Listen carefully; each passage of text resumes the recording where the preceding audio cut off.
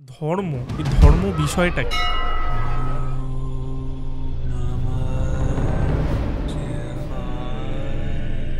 ধর্ম হলো এমন একটা জিনিস যাকে তুমি কখনো ত্যাগ করতে পারবে না। যদি সেই জিনিসটা তুমি ত্যাগ করো তাহলে তুমি আর তুমি থাকবে। জাত ব্যবস্থাটা সনাতন ধর্মের ব্যবস্থা। আমরা কি দেখছি, ধরো এই যে ব্রাহ্মণ ক্ষত্রিয় বৈশ্য উচ্চ নিচ ভেদটা, যেটা উঁচু নিচ এর মূল এটা এসছে যেটা, সেটা হলো ঋগ্বেদের পুরুষ সূক্ত থেকে। ব্রাহ্মণস্য মুখমাসীদ বাহু রাজন্নকৃতঃ উরু তদস্বজদ বৈশ্য পদ্মাম শূদ্র অজায়ত। মানে সেই বিরাট পুরুষের মস্তক থেকে। আজকের দিনে যদি কেউ শূদ্রও হয়, তোমার চ্যানেলেই এসছে এমন একজন যিনি ব্রাহ্মণ নন। তিনি যখন তোমার চ্যানেলে বসে জ্ঞান দিয়েছে, কেউ বলেছে তার গলা কেটে দেবো? কোনো ব্রাহ্মণ এসে বলেছে? জ্ঞান যার কাছে আছে, সে ব্রাহ্মণ হোক আর শূদ্র হোক, তার কাছে সনাতন ধর্ম সব সময় মাথা নিচু করে। ভগবান শিব যখন তিনি সংহার করেন, তিনি কিসের সংহার করেন? তিনি কামান্তক, কাম বা অহংবোধ এগুলোকে ধ্বংস করেন। আমরা শুধু শিবকে পুজো করছি এবং বলছি শিব তুমি আমায় বাড়ি গাড়ি দাও। আমরা সেই অহংবোধেরই পূজা করে যাচ্ছি। একটা জিনিস অনেকেই বলি নিয়ে বলে, মাংস খাও, কিন্তু ভগবানের নাম করে খাওয়ার কি অর্থ? এটা অত্যন্ত বোকা একটা কথা, বোকা। তুমি যাই খাও ভগবান সেটাই খায়। আমাদের তো একটা ভগবান হলেই হয়ে যেত, এত ভগবানের জাস্টিফিকেশন কি? মার্কেটেও একটা বিক্রি হয় গীতার সার বলে একটা, কি যা হয়েছে তাই হবে ইত্যাদি ইত্যাদি বলে একটা, দেখবে একটা ছবি বিক্রি, অনেকে ছবি কিনে আবার দেয়াল ঢেলে লাগায়, যা গীতায় নাকি এগুলো বলেছে। এগুলো গীতা কোথায় বলেছে? কোন লাইনে বলেছে এগুলো? রামনবমীর দিন কমলা জামা পরে গেলাম, হাতে ছুরি নিয়ে, এটাই হয়ে গেল সনাতনী হিন্দু। কিন্তু আমি যতদূর জানি এটা নয়। তাহলে সনাতনী হিন্দুর মানে তরোয়াল বা ইত্যাদি অস্ত্র প্রদর্শন এগুলো অবশ্যই প্রয়োজন রয়েছে।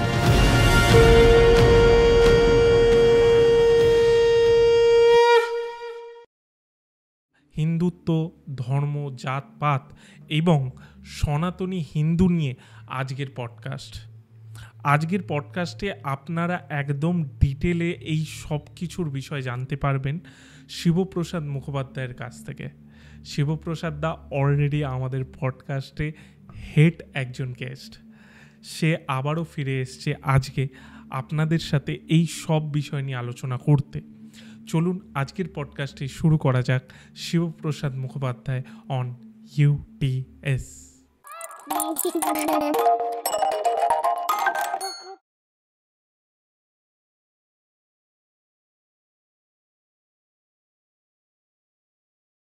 শিবপ্রসাদ দা, প্রায় মোটামুটি কত মাস হয়ে গেল আমরা লাস্ট পডকাস্ট? অনেকদিন। আজকে আমরা ধর্ম নিয়ে কথা বলবো। শিওর। সনাতন ধর্ম নিয়ে তো কথা বলবোই, তার সাথে গীতার কিছু শ্লোক নিয়ে আমরা ছোট খুব এখন পুরো ডিটেলে তো করতে গেলে সম্ভব না, কিন্তু খুব ইম্পর্টেন্ট কিছু শ্লোক নিয়ে আমরা কথা বলবো। আমাদের মধ্যে একটা কিউরিসিটি থাকে, এই যে মানে আমরা ছোটোবেলায় যখন থাকি, এখন তো নয়, তাও একটা নলেজ হয়েছে, একটা ছোটদের মধ্যে থাকে, বা এটা হয়তো মা বাবারই কারণে হয়তো হয়, এই ও অন্য একটা ধর্মের ওর পাশে বসবি না, বা অন্য একটা জাতের ওর পাশে বসবি না। এটা কিন্তু হয়, মানে এখন হয় কিনা জানি না, আমাদের হয় বিভিন্ন গ্রামাঞ্চলের দিকে বা ইত্যাদি হয়, শহরেও হয় না বলবো না, বিভিন্ন ক্ষেত্রেই হয়। হয়তো অনেকটা কমেছে, বাট পুরোপুরি চলে গেছে এটা বলা যায় না, বা বিভিন্ন স্টেটে আছে। তো এই ধর্ম বিষয়টা কি? একটা ছোট স্পেশাল অ্যানাউন্সমেন্ট আছে, জাস্ট 1 মিনিট সময় নেব। এতদিন আপনারা আমাদের এই পডকাস্ট স্ক্রিনের ওপারে দেখেছেন। কেমন হয় যদি আমাদের এই পডকাস্ট আপনারা সামনাসামনি দেখতে পারেন, তাও আবার পাহাড়ে?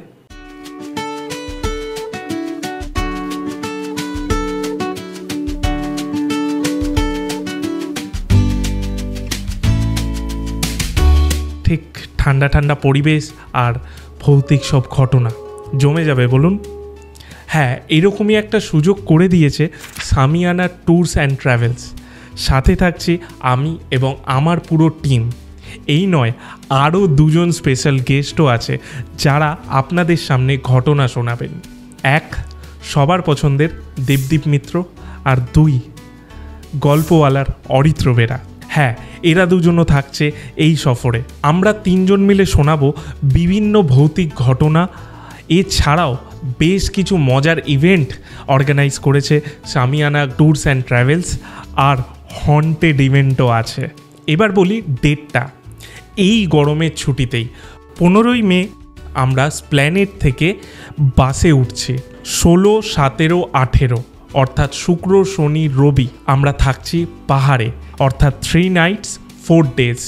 সোমবার আমরা ফিরে আসছি আবার স্প্ল্যানেডে। কোথায় যাচ্ছি? কালিম্পংয়ের ঋষভ এবং কাফেরগাঁওতে। ওখানের হোমস্টেতে থাকবো, আর এই পুরো ইভেন্টটাই ওখানে অর্গানাইজ করা হয়েছে। ট্রাভেল থেকে শুরু করে ওখানে থাকা, খাওয়া দাওয়া সব কিছুর জন্য একটা প্যাকেজ করা হয়েছে। আমি বলতে পারি 2 রকম প্যাকেজ আছে, একটা হচ্ছে নন এসির আর একটা হচ্ছে এসির।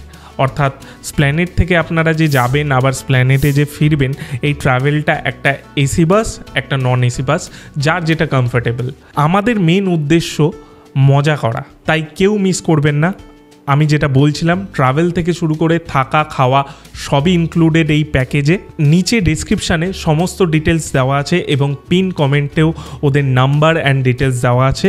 অবশ্যই আজকেই যান, ফোন করুন আর বুক করে নিন আপনার সেট। চলুন না এক নতুন অভিজ্ঞতার সাক্ষী হই।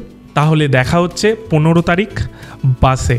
আমি আর আমার টিম, সাথে দেবদীপ মিত্র এবং অরিত্র বেরা সবাই থাকছে। চলুন এবার পডকাস্টে ফেরা যাক।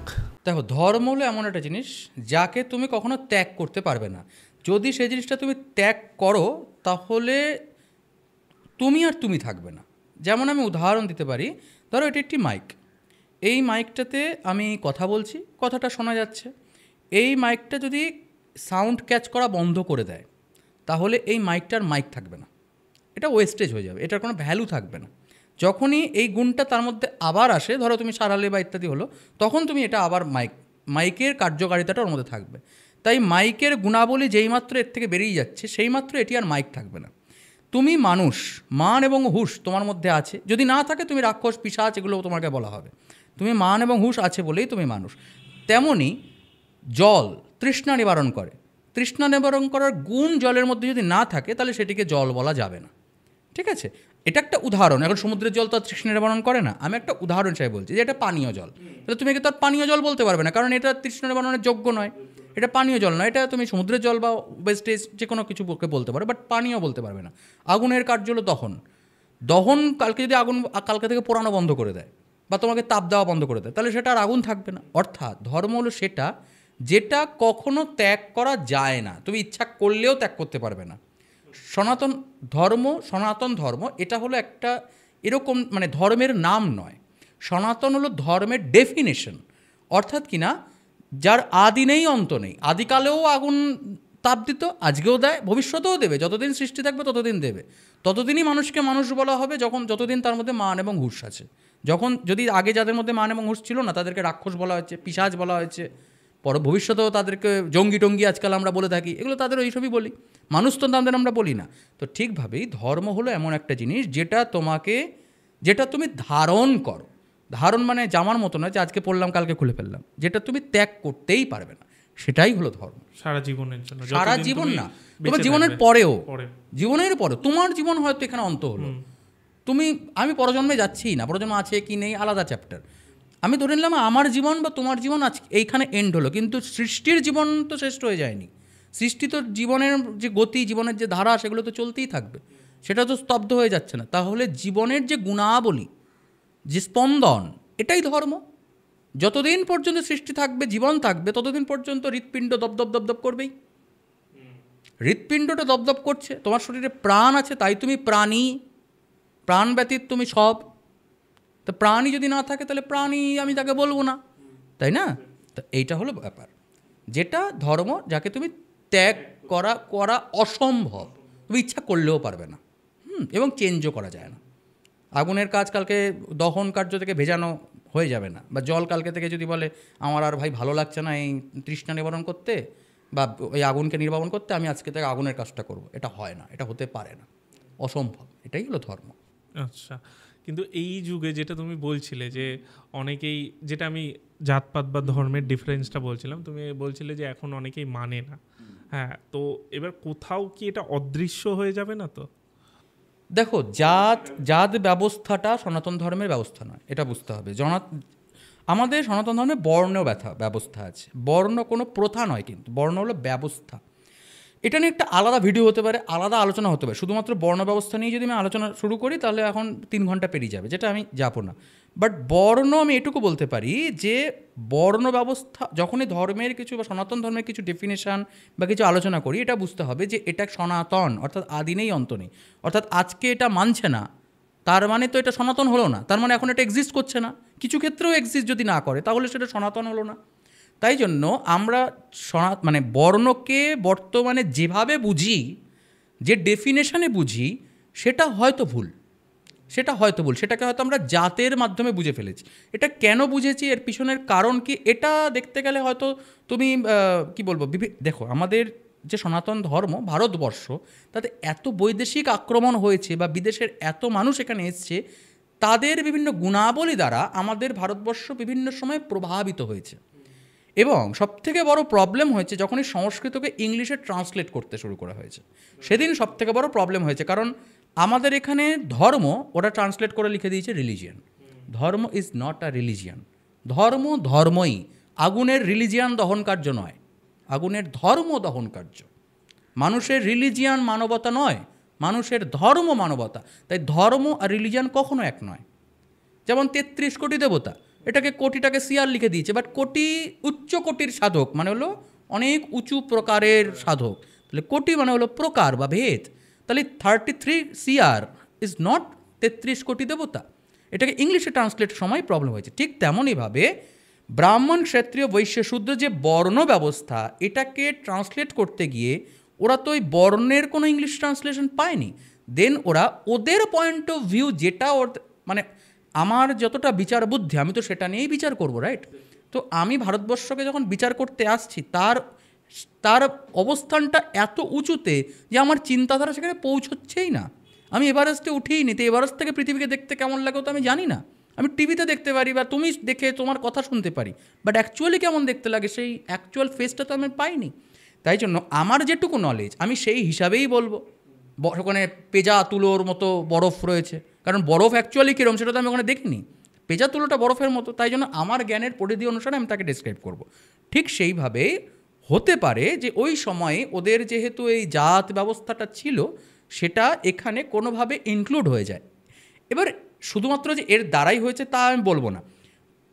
গুরুকুলগুলোর বিনাশ করা হয়েছে, মুসলিম শাসকরা করেছে, মিশনারিজ করেছে, বর্তমান দিনেও চলছে। তুমি দেখো না, তুমি আমাদের এখানে কনভেন্ট স্কুল পাবে, বাট এমন কোনো স্কুল পাবে না যেখানে গীতা পড়ানো হয়, বা তোমাকে ধরে চণ্ডীটা আজকে একটু চণ্ডী নিয়ে আলোচনা হবে, কি উপনিষদ বা বেদান্ত নিয়ে আলোচনা, এরকম কোনো স্কুল আজকের দিনেও এক্সিস্ট করে না। বাট কনভেন্ট স্কুল রয়েছে, মাদ্রাসাস রয়েছে।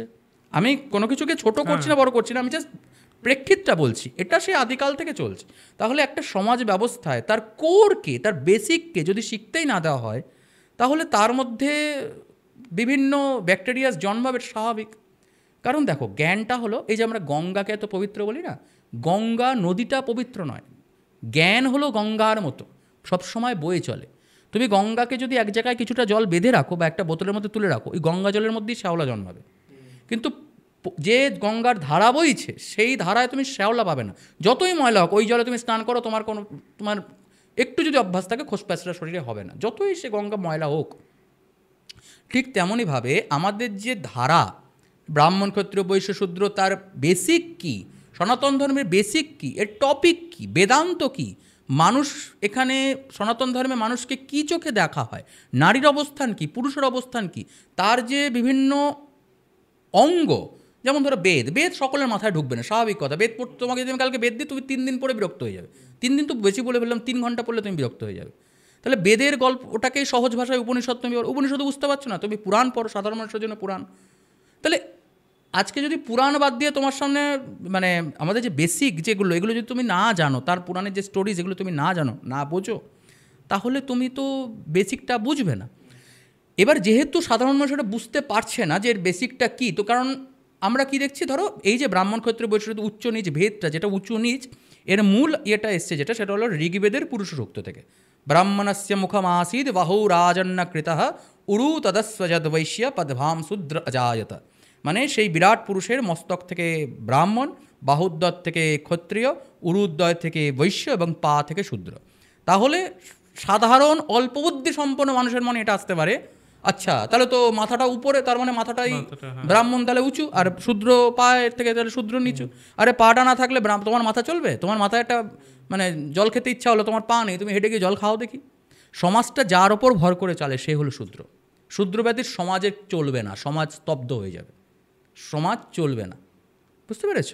তো এটা একটা সমাজ ব্যবস্থা। বাট ওই যে তোমাকে বলি না যে আমি এর গভীরে যাওয়া, এই গভীরে যাওয়ার জন্য যে সাইকোলজিক্যাল বুদ্ধির বিকাশ দরকার, সেটা আজকের দিনে নষ্ট হয়ে গেছে। এই জন্যেই আমরা ওই শুধুমাত্র এটা পড়লাম, আচ্ছা এইটা তার মানে এটাই, মানে অনেকটা এটা আমি তোমাকে একটা উদাহরণ দিচ্ছি। মানে নেতাজি সুভাষচন্দ্র বসু যখন বলছেন যে তোমরা আমায় রক্ত দাও, আমি তোমাদের স্বাধীনতা দেবো, এই কথার দ্বারা তো এটা বোঝায় না যে তুমি 2 বালতি রক্ত এনে দাও আর 2 কেজি স্বাধীনতা নিয়ে যাও। ব্যাপারটা তো সেটা নয়।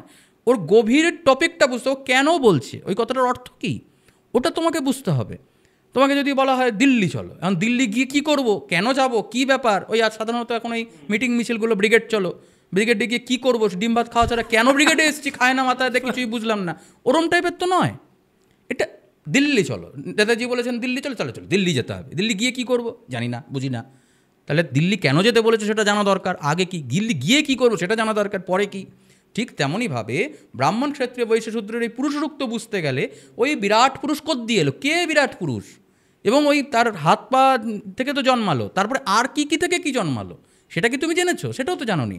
এরপরে তো আরও আছে, চন্দ্রমা কোথা থেকে জন্মালো, হ্যাঁ, ওই যে পুরো পুরুষরুক্ত ব্রাহ্মণস্য মুখমাসেত বাহু রাজন্নকৃতা উরু ততস্বজদ বৈশ্য পদভাম শূদ্র অজায়ত চন্দ্রমা মনসো জাতা চক্ষু সূর্য অজায়ত। চন্দ্রমা মন থেকে উৎপন্ন হলো, চক্ষু থেকে সূর্য উৎপন্ন হলো। কেন চক্ষু থেকে সূর্য উৎপন্ন হলো, কেন মন থেকে উৎপন্ন হলো, এগুলোকে যখন তুমি ডিটেইললি বুঝবে তখন দেখবে উঁচু নিচের কোনো ব্যাপার নেই, উঁচু নিচের কোনো ব্যাপারই নেই। হ্যাঁ, আরেকটা জিনিস কি হয়, সাধারণত এটা প্রাচীনকালেও বা এখনও বিভিন্ন জায়গায় দেখা যায়, এই জাতি নিয়ে লোকে ভেবে বসে থাকে, এটা খুব বড় একটা বোকা বোকা বিষয় আমার পার্সোনালি লাগে। ধরো ব্রাহ্মণ, তিনি বললেন আমি ভাই সকলের হাতে খাবো না। ধরো যাক আমিই বললাম, আমি সাধারণত বলি টলি না এসব, আমি সবার হাতে খাই, আমাকে তুমি ভালোবেসে যা খাবে, আমি একটু খাদ্যরসিক মানুষ, আমাকে তুমি যা খাওয়াবে আমি খেয়ে নেবো, সর্বভোগ প্রাণী আমি, মানে যেগুলো খাওয়া উপযোগী বিষয়, সনাতন ধর্মে যেগুলো বারণ আছে সেগুলো বাদ দিই। আচ্ছা, ধরা যাক আমি বললাম আমি সকলের হাতে খাবো না, আমি সপাকে খাবো, বললাম আমি। এখন তুমি বলছো আচ্ছা আমার হাতে খাবে না, তার মানে আমাকে তুমি ছোট করলে।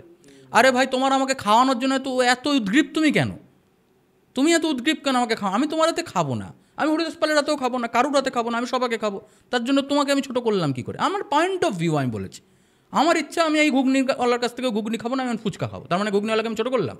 আমার ইচ্ছা নয়, আমি খাবো না, আমার তো অন্য কিছু। ব্রাহ্মণের বলছে আমি, ধরা যাক আজকের দিনেও তুমি যখন বিভিন্ন এই টপিক নিয়ে আজকে অনেকেই কমেন্টস করবে, তাহলে ব্রাহ্মণকে বিয়ে করে না করে শূদ্রকে বিয়ে করবে। আরে শূদ্রের ব্রাহ্মণের সঙ্গে বিয়ে করার এত উদ্গ্রীবতা কেন দেখতে পাচ্ছ? শূদ্র ব্রাহ্মণকে ব্রাহ্মণ যদি বললে আমি ব্রাহ্মণ ছাড়া বিয়ে করবো না। প্রথমত ব্রাহ্মণ ক্ষত্র বৈশ্য শূদ্রের যে অ্যাকচুয়াল ডেফিনেশন সেগুলো তো বর্তমান সমাজে এক্সিস্টই করে না। ঠিক আছে, ব্রাহ্মণ যজন যাজন অধ্যয়ন অধ্যবনা দান প্রতিগ্রহ করবে, এগুলো ব্যতীত ব্রাহ্মণ সঞ্চয় করবে না। আমি নিজেই সঞ্চয় করি, তাহলে তো আমি ব্রাহ্মণই নয়। আমি তো নিজেই তোমাকে বললাম যে শেয়ার মার্কেটেও আমি ইনভেস্ট করি, একটু আগেই তো তোমাকে বললাম, আমি ব্যাংকেও টাকা রাখি, তাহলে ব্রাহ্মণ তো এগুলো করবে না, বাট আমি করি, আমি তো করি। তাই বর্তমান সমাজে ব্রাহ্মণ ক্ষত্রিয় বৈশ্যের যে অ্যাকচুয়াল ডেফিনেশন সেটা অধিকাংশ ক্ষেত্রে পাবে না একেবারে, এই কথা আমি বলবো না। প্রচুর পূজ্য পবিত্র ব্রাহ্মণ রয়েছেন এই সমাজে, যার জন্যই আজকের দিনেও এই পবিত্রতা বজায় রয়েছে। প্রচুর মানুষ রয়েছে, আমি তাদেরকে চিনি পার্সোনালি, মানে প্রাতঃস্মরণীয় ব্রাহ্মণ তারা, আমি সেগুলো বলবো না। কিন্তু ধরা যাক আমি বললাম যে আমি ভাই ব্রাহ্মণ ছাড়া বিয়ে করবো না, আমি খবর কাগজেও অ্যাড দিলাম, অমুক জায়গায় অ্যাড দিলাম, তাহলে অমুক ক্ষত্রিয় বৈশ্য শূদ্র তারা এসে বললে এই তো তার মানে ব্রাহ্মণেরা শূদ্রকে, আরে শূদ্রের ব্রাহ্মণকে বিবাহ করার কোন দরকার? শূদ্রকে যদি আমি যদি বলি তোমাকে আমি বিয়ে করবো না, তাহলে তুমি আমাকে বিয়ে করে নিজেকে ছোট করবে কি প্রশ্নমত? তুমি কি আমাকে নিজেকে ছোট করবে? তুমি কি আমাকে বিয়ে করতে চাইবে? তাহলে কেন তুমি এটা ভাবছো যে আমি তোমাকে বিয়ে করছি না বলে আমি তোমাকে ছোট করলাম? তুমি এরকম বলো না যে আমিও শূদ্রকে ছাড়া বিয়ে করবো না। এগুলো আমার, এবং এখানে অনেক কিছু গল্প আছে, এই ব্রাহ্মণ ক্ষত্রিয় বৈশ্য অনেক কিছু আছে যেগুলো আমার মনেও প্রশ্ন আসে, যারা ভিডিও দেখবে তারাও কমেন্টস করতে পারে এগুলো নিয়ে, কারণ এগুলো আলোচনার বিষয়। যেমন ধরা যাক আমরা বিভিন্ন জায়গায় পড়ে থাকি বলবো না। প্রথমত আমি আমার ফেসবুকে একটা পোস্ট করেছিলাম অনেক দিন আগে, এবং আমার একজন বন্ধুকেও আমি লিখেছিলাম, তিনি খুব একজন বড় সাহিত্যিক, আমি নাম বলবো না, তাকে আমি বলেছিলাম যে ব্রাহ্মণরা যে অত্যাচার করেছে তার কিছু প্রমাণস বা প্রুফস অমুক বইতে আমি পাবো, এগুলো আমাকে দাও। ব্রাহ্মণ শূদ্রকে বিয়ে করছে না, এটা ব্রাহ্মণের অত্যাচার আমি মানতে রাজি নই। যেটা আমি তোমায় বললাম, ব্রাহ্মণ শূদ্রকে বিয়ে করছে না, তাতে শূদ্রের কী ক্ষতি হলো? ব্রাহ্মণ শূদ্রকে বেদ পড়তে দেয়নি, তাতে বেদ পড়তে দেয়নি, তাতেও শূদ্রের কোনো ক্ষতি হওয়ার প্রশ্ন নয়। ব্রাহ্মণ যদি বেদ রচনাকার হয়ে থাকে তাহলে ব্রাহ্মণের কপিরাইট আছে বেদে। ব্রাহ্মণ বললো আমি শূদ্রকে বেদ পড়তে দেবো না, আমার কপিরাইট আছে। শূদ্র তোমার নিজের সাবজেক্ট তুমি বানাও না, তুমি তোমার সাবজেক্ট বানাও। শূদ্রের অনেক কিছু পড়ার অধিকার ছিল যেগুলো আজকের দিনে বলা হয় না, অনেক কিছুই ছিল। শূদ্র পুরাণ পড়তে পারতো, পুরাণ পড়াতে তাতে কোনো অসুবিধা নেই। বেদ পড়তে পারবে না কেন? কারণ বেদ সে বুঝবে না। আজকে যদি তোমার সামনে, তোমাকে আমি বলছি, তোমার সামনে আমার কাছে বাড়িতে বেদ আছে, তুমি আমার বাড়িতে চলো, তুমি বেদের ঘন্টার মধ্যে কিছু বুঝবে না, কিচ্ছু বুঝবে না বেদে কী লেখা রয়েছে। বেদকে বোঝবার জন্য যে সাইকোলজিক্যাল অবস্থান দরকার সেটা সকলের নেই। এই জন্য অবশ্যই এর পিছনে অনেক রয়েছে। ধরা যাক আমরা যেগুলো পড়ে থাকি যে ব্রাহ্মণেরা কুয়ো থেকে শূদ্রকে জল খেতে দিত না, কথার কথা। তা ব্রাহ্মণের কুয়ো থেকে শূদ্রের জল খাওয়ার দরকার কি? শূদ্র কেন একটা কুয়ো করে নি? এগুলো অনেক কিছু প্রশ্ন আসে, ঠিক আছে? ব্রাহ্মণ একটা কুয়ো খুঁড়েছে ধরা যাক, বা শূদ্রকে দিয়েই কুয়ো খুঁড়েছে, তাহলে শূদ্র ব্রাহ্মণকে কুয়ো খুঁড়ে দিল কেন? যেখানে ব্রাহ্মণের সংখ্যা একটা সমাজে ধরা যাক 25%, তাহলে বাকি 75% ব্রাহ্মণের বিরুদ্ধে প্রতিরোধ গড়ে তুললো না কেন? কেনই অত্যাচারটা সে সহ্য করলো? অনেক কিছুই প্রশ্ন আসে। এবং আজকের দিনে দাঁড়িয়েও যেমন আমি যদি তোমায় বলি যে আমাকে তুমি জল না দিলে আমি খাবো না, তুমি বলবে তাতে আমার কিছু আসে যায় না, আমার কিছু আসে যায় না, তুমি আমাদের জল খাবে কি খাবে না, খেলে না। ঠিক তেমনইভাবেও সমাজ কিন্তু একই পদ্ধতিতেই চলে। আজকে তুমি বলছো মানে আজ থেকে 300 বছর আগেও তুমি এই কথাটাই বলতে, 3000 বছর আগেও তুমি এই কথাটাই বলতে, আমি তোমার হাতে জল খাবো না, তুমি আমাকে জল খাওয়ানোর জন্য উদ্গ্রীব কেন? উদ্গ্রীব কেন? হ্যাঁ, বিভিন্ন ক্ষেত্রে বিভিন্ন সামাজিক অবস্থান দেখা যায়। আগেকার দিনে এরকম গাড়ি ঘোড়া ছিল না বা হোটেল ছিল না, ব্রাহ্মণ রাস্তা দিয়ে যাচ্ছে, পথিক আমরা বিভিন্ন স্টোরিজেও দেখতে পাই, পুরাণও দেখতে পাই। ব্রাহ্মণ একটা গৃহে অবস্থান করলো, তুমি ইয়েতেই পাবে তারানাথ তান্ত্রিকের স্টোরিতেই বিভিন্নভাবে তারানাথ তান্ত্রিক অবস্থান করলো একটা জায়গায়, তার বাড়ি থেকে একটা সিদে দেওয়া হলো, তিনি সেটা রান্না করে খেলেন ইত্যাদি ইত্যাদি। শূদ্র মানে গৃহস্থ তাকে রান্না করে দিচ্ছে না কেন? কারণ ব্রাহ্মণকে তিনি রান্না করে দেওয়ার অধিকার রাখেন না। ভালো কথা। এখানে যদি তার মনে হয় যে আমি মানে তারানাথ তান্ত্রিক বাবু আমার হাতে খাচ্ছেন না, তাতে আমার অপমান হচ্ছে, তাহলে তার সেই বাড়িতে তাকে রাখাই উচিত নয়, উচিতই নয়। কারণ আমাকে কেউ অপমান করছে, সে ব্যক্তি আমার বাড়িতে থাকবে এটা আমি কখনো সহ্যই করব না। এটা এরকম নয়, সেদিনে মানুষের চিন্তাধারা এরকম ছিলই না, ছিলই না। কেউ আমার হাতে খাচ্ছে না সেই জন্য সে অপমানিত হচ্ছে, এরকম নয়। এটা আজকের দিনের পয়েন্ট অফ ভিউ, আজকের দিনের বস্তুবাদী পয়েন্ট অফ ভিউ। আজকের দিনে মানুষ তলিয়ে ভাবতেই জানে না। তো ক্ষতি কখন হয়, দেশ এবং দশের ক্ষতি কখন হয়? যখন আমি তোমার কিছু ক্ষতি সাধিত করছি। আরে ভাই, আমি তোমার হাতে কেন, আমি পৃথিবী শুদ্ধ লোকের হাতেও না খেতে পারি, ব্রাহ্মণ কারুর হাতে না খেলো তাতে সমাজের কি ক্ষতি হবে? কি ক্ষতি হবে আমি যদি কারুর হাতে না খাই? ব্রাহ্মণ যদি শূদ্রকে বিয়ে না করে তাতে সমাজের কি ক্ষতি হবে? ব্রাহ্মণ ছাড়া ছেলে নেই সংসারে, ব্রাহ্মণকেই বিয়ে করতে হবে। শূদ্র কেন সেই বিয়েটা দেখাচ্ছে না যে আমি শূদ্রকে ছাড়া বিয়ে করবো না, দেখি কোন ব্রাহ্মণ আমাকে বিয়ে করে, করুক দেখি। এবং আমার প্রশ্ন, কেন করছে না? আজকের দিনেও কেন করছে না যে আমি শূদ্র ছাড়া ব্রাহ্মণকে আমি বিয়েই করবো না? কেন? অনেক কিছুই প্রশ্ন আসে। তো এই জাতপাত ব্যবস্থা শুধুমাত্র যে আছে তা না, জাতপাত ব্যবস্থা টিকিয়েও রাখা হচ্ছে, কারণ তাতে অনেক সুবিধা আছে। জাতপাত ব্যবস্থা যদি এখন উঠে যায় না, তাহলে পলিটিক্যালিও অনেক প্রবলেমস চলে আসতে পারে, বা যারা জাতপাতের সুবিধা পায় তাদেরও অনেক অসুবিধা হতে পারে। তাই জন্য জাতপাতটা টিকে থাকলে অনেকের সুবিধা আছে। আমার সুবিধা নেই, আমার বিন্দুমাত্র আজকের দিনের সুবিধা নেই। আজকে যদি সবাই পৌরোহিত্য করে আমার কিচ্ছু যায় আসে না, কিচ্ছু আসে যায় না। কারোর ক্ষমতা নেই কেউ এসে বলবে আজকের দিনে যদি কেউ শূদ্রও হয়, তোমার চ্যানেলেই এসছে এমন একজন যিনি ব্রাহ্মণ নন, তিনি যখন তোমার চ্যানেলে বসে জ্ঞান দিয়েছে, কেউ বলেছে তার গলা কেটে দেবো? কোনো ব্রাহ্মণ এসে বলেছে? জ্ঞান যার কাছে আছে, সে ব্রাহ্মণ হোক আর শূদ্র হোক, তার কাছে সনাতন ধর্ম সব সময় মাথা নিচু করে, সব সময় মাথা নিচু করে।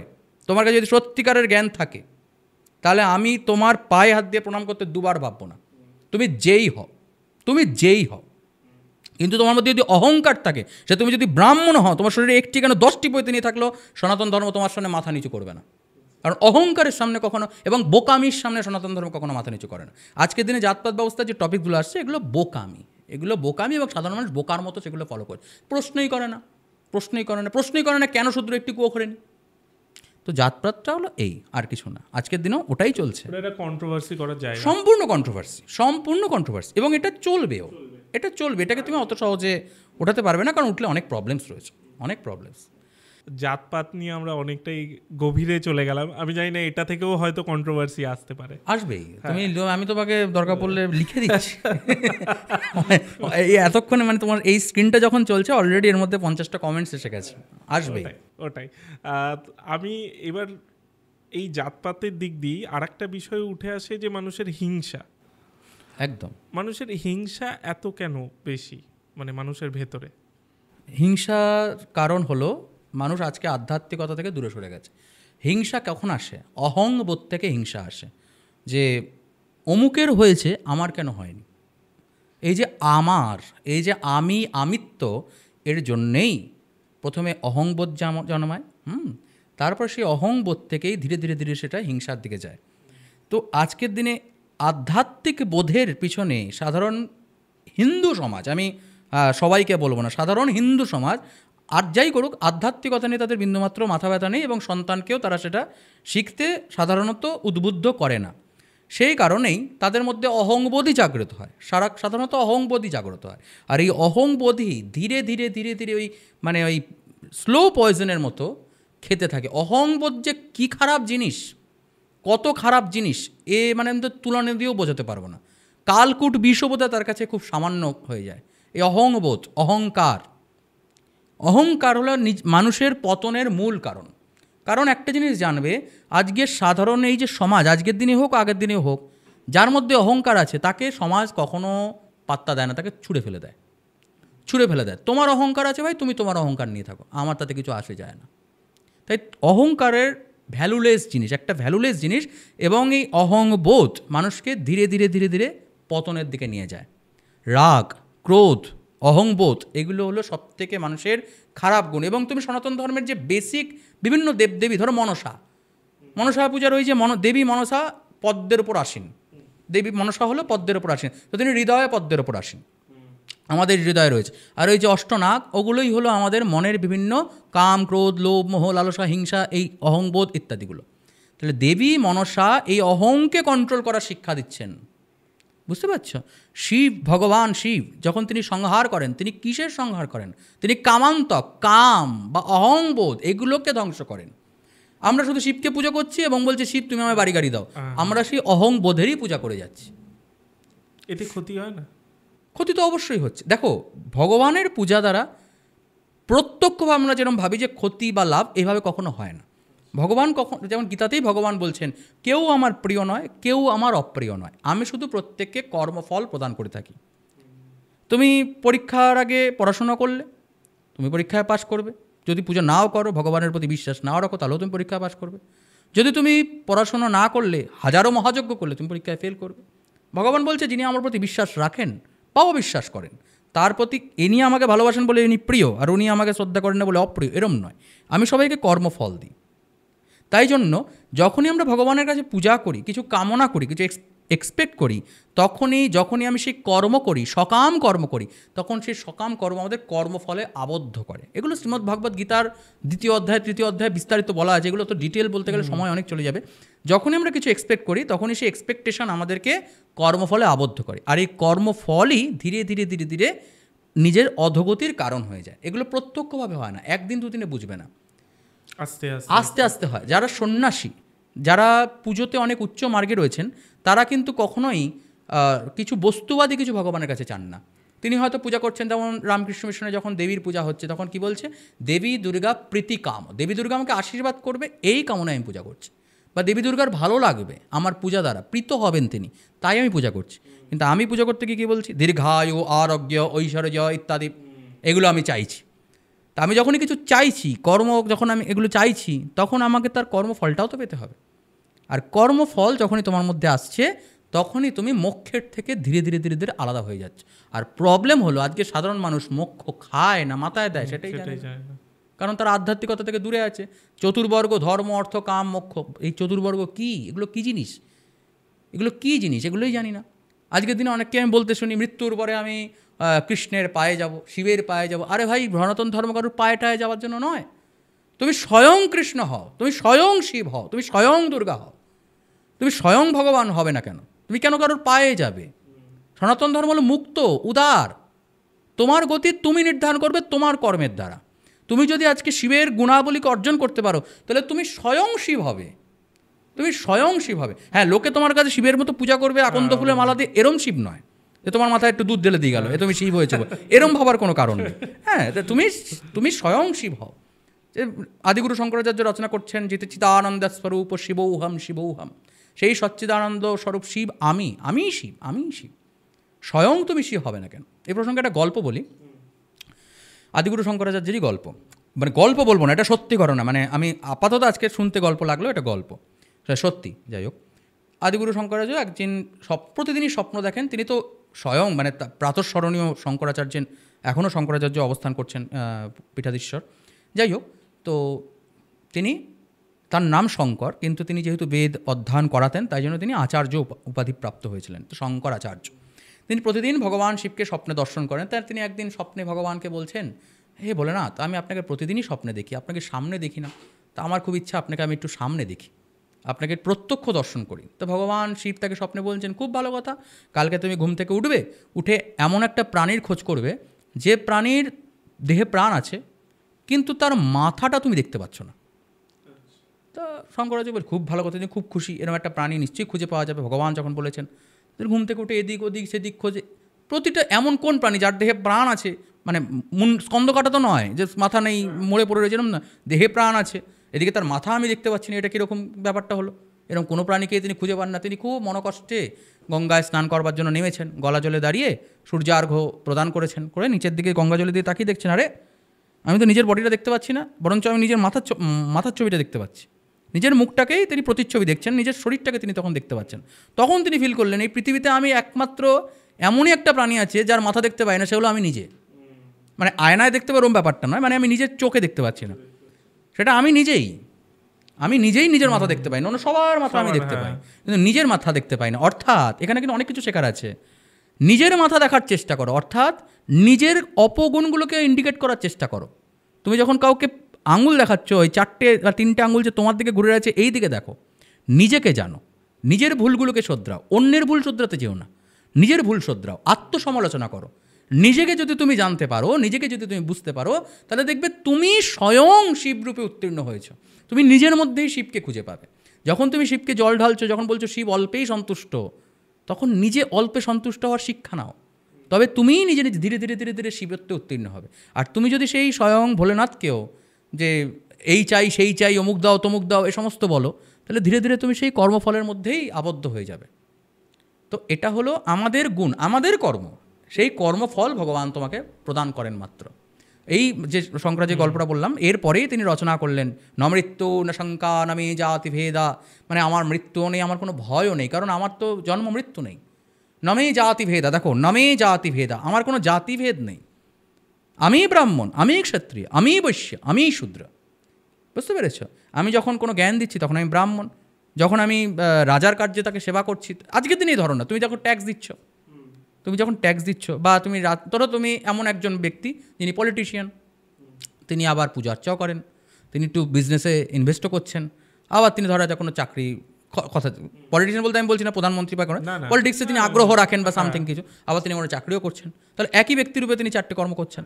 এগুলো কর্ম বিভিন্ন রূপে রয়েছে। যাই হোক, তিনি এখানে জাতিভেদ শব্দের অন্য অর্থ হয় বিভিন্ন, আমি জাস্ট উদাহরণ দিয়ে বললাম। তো তখন লাস্ট লাইনে লিখছেন সচ্চিদানন্দ রূপে সেই শিব আমি শিব। তো এই যে প্রশ্ন তুমি যে করছো, এটার বক্তব্যটাই হলো এটা। আজকের দিনে হিংসার মূল কারণই হলো যে আমরা নিজেকে শিবরূপে দেখতেই ভুলে গেছি। আমরা শিব মন্দিরে গিয়ে পুজো করছি, ওই নীল পুজোর দিন শিবের মন্দিরে পুজো করলে ভালো ফল হয়, নিজের বাড়িতেও যে একটা শিব আছে সেই শিবটাকে পুজো করলে সেই রকম ফল হয়, এই বিশ্বাসটাই আমরা রাখি না। প্রবলেমটা হলো এখানে। একটা বিষয় আমাকে বলো, আমাদের ভগবান প্রচুর আছে, হ্যাঁ, তো শিব, কালী, দুর্গা, যদিও মা দুর্গার মা কালী সরস্বতী, বিশ্বকর্মা, গণেশ সব রকম আছে। আমাদের তো একটা ভগবান হলেই হয়ে যেত, যে এমন একটা ভগবান, এমন একজন কেউ, তার মধ্যেই সুপার পাওয়ার রয়েছে সব রকম, তাহলেই তো হয়ে যেত। তাহলে মানে এত ভগবানের জাস্টিফিকেশন কি? ধরো উদাহরণ দিয়ে বোঝাই, ধরো তুমি মাধ্যমিক পাশ করলে, তোমার সামনে একটাই সাবজেক্ট আছে, সেটা হলো সংস্কৃত ব্যাকরণ, তোমাকে এটা নিয়েই পড়তে হবে। এদিকে তোমার মাথায় ব্যাকরণ ঢোকে না, তোমার অঙ্ক ভালো লাগে, তুমি কি করে অঙ্ক করবে? তোমার স্কুলে তো সাবজেক্টই নেই। তাই জন্য একই স্কুলে বিভিন্ন সাবজেক্ট থাকা দরকার, বিভিন্ন জিনিস থাকা দরকার। তেমনই সনাতন ধর্মের ঈশ্বর এক, স্কুল এক। আমি তোমাকে সাধারণভাবে উদাহরণ দিয়ে বোঝাই, স্কুল একটাই স্কুল, কিন্তু সেই স্কুলের ছাত্ররা বিভিন্ন মানুষ, বিভিন্ন রকম, বিভিন্ন ছাত্র বিভিন্ন রকম। কারো মাথায় খেলাধুলো ঢোকে, কারো মাথায় পড়াশোনা ঢোকে, কেউ আবার পড়াশোনার মধ্যে কেউ ব্যাকরণ বোঝে, কেউ বোঝে জ্যামিতি। তাহলে এই যে বিভিন্ন ছাত্র বিভিন্ন রকম, তাদের জন্য বিভিন্ন মার্ক থাকা দরকার। আলটিমেটলি উচ্চ মাধ্যমিক পরীক্ষায় পাশ করতে হবে। আমি উচ্চ মাধ্যমিকে যদি আলটিমেট সুপ্রিম রূপে দেখি, একটাই উচ্চ মাধ্যমিক, কিন্তু সেখানে বিভিন্নজন বিভিন্ন মার্গে যাচ্ছে, কেউ আর্টসে যাচ্ছে, কেউ কমার্সে যাচ্ছে, কেউ সায়েন্সে যাচ্ছে, কিন্তু প্রত্যেকেই উচ্চ মাধ্যমিক পরীক্ষা পাশ করবার জন্য যাচ্ছে। আমি দিল্লি যাব, সে বাসে যাই, ট্রেনে যাই, এরোপ্লেনে যাই, তাতে কী আসে যায়, যাওয়াটা ইম্পর্টেন্ট। তেমনই সনাতন ধর্মে ঈশ্বর এক, একম অদ্বিতীয়ম একম সৎ বিপ্রা বহুধা বদন্তি, একটাই ব্রহ্ম, একই ব্রহ্ম, কিন্তু সেই ব্রহ্মকে পণ্ডিতগণ বিভিন্ন রূপে বিভিন্নভাবে দেখে থাকে, বিভিন্ন রূপে তাকে বর্ণনা করে থাকে। একটাই সুতির কাপড়, সেটা তুমি মাথায় দিলে টুপি হয়, গায়ে দিলে শার্ট হয়, পায়ে দিলে প্যান্ট হয়, কাপড় তো কাপড়ই, এর মধ্যে তো কোনো পার্থক্য নেই। জল তো সেই জলই, সেটা সমুদ্রেই হোক আর ড্রেনের জলই হোক আর পানীয় জলই হোক, জল তো জলই, কিন্তু যার পেটে যেটা ধরে সে সেটাই খাবে। ঠিক তেমনইভাবে আমাদের যে ঈশ্বর বা পরম ব্রহ্ম ঈশ্বর, সে হলো জ্ঞান স্বরূপ। সোজা কথা, নহি জ্ঞান সদৃশম পবিত্রামিয় বিদ্যতে, জ্ঞানের মতো পবিত্র এই সংসারে কিছু নেই। ঈশ্বর হলো জ্ঞান স্বরূপ। শ্রীমদ্ভগবদ্ গীতার 8ম অধ্যায় অক্ষর ব্রহ্মযোগ পড়লেই এটা স্পষ্টরূপে বোঝা যায়। তো এই যে জ্ঞান স্বরূপ ঈশ্বর, তাহলে জ্ঞান তো অনেক, জ্ঞান তো এক নয়। আলটিমেট জ্ঞান তুমি এক বলতে পারো, কিন্তু জ্ঞানের প্রকারভেদ তো অনেক রকম হতে পারে, অনেক রকম হতে। যে ব্যক্তি বোম বাজছে তারও তো জ্ঞান রয়েছে রে বাবা, তাহলে সেটাও তো এক ধরনের জ্ঞান। তাহলে বিভিন্ন মানুষ বিভিন্ন রূপে তাকে পেতে পারে। কেউ বললো যে আমার বৈষ্ণব মার্গ পছন্দ, সে বৈষ্ণব মার্গে গেল।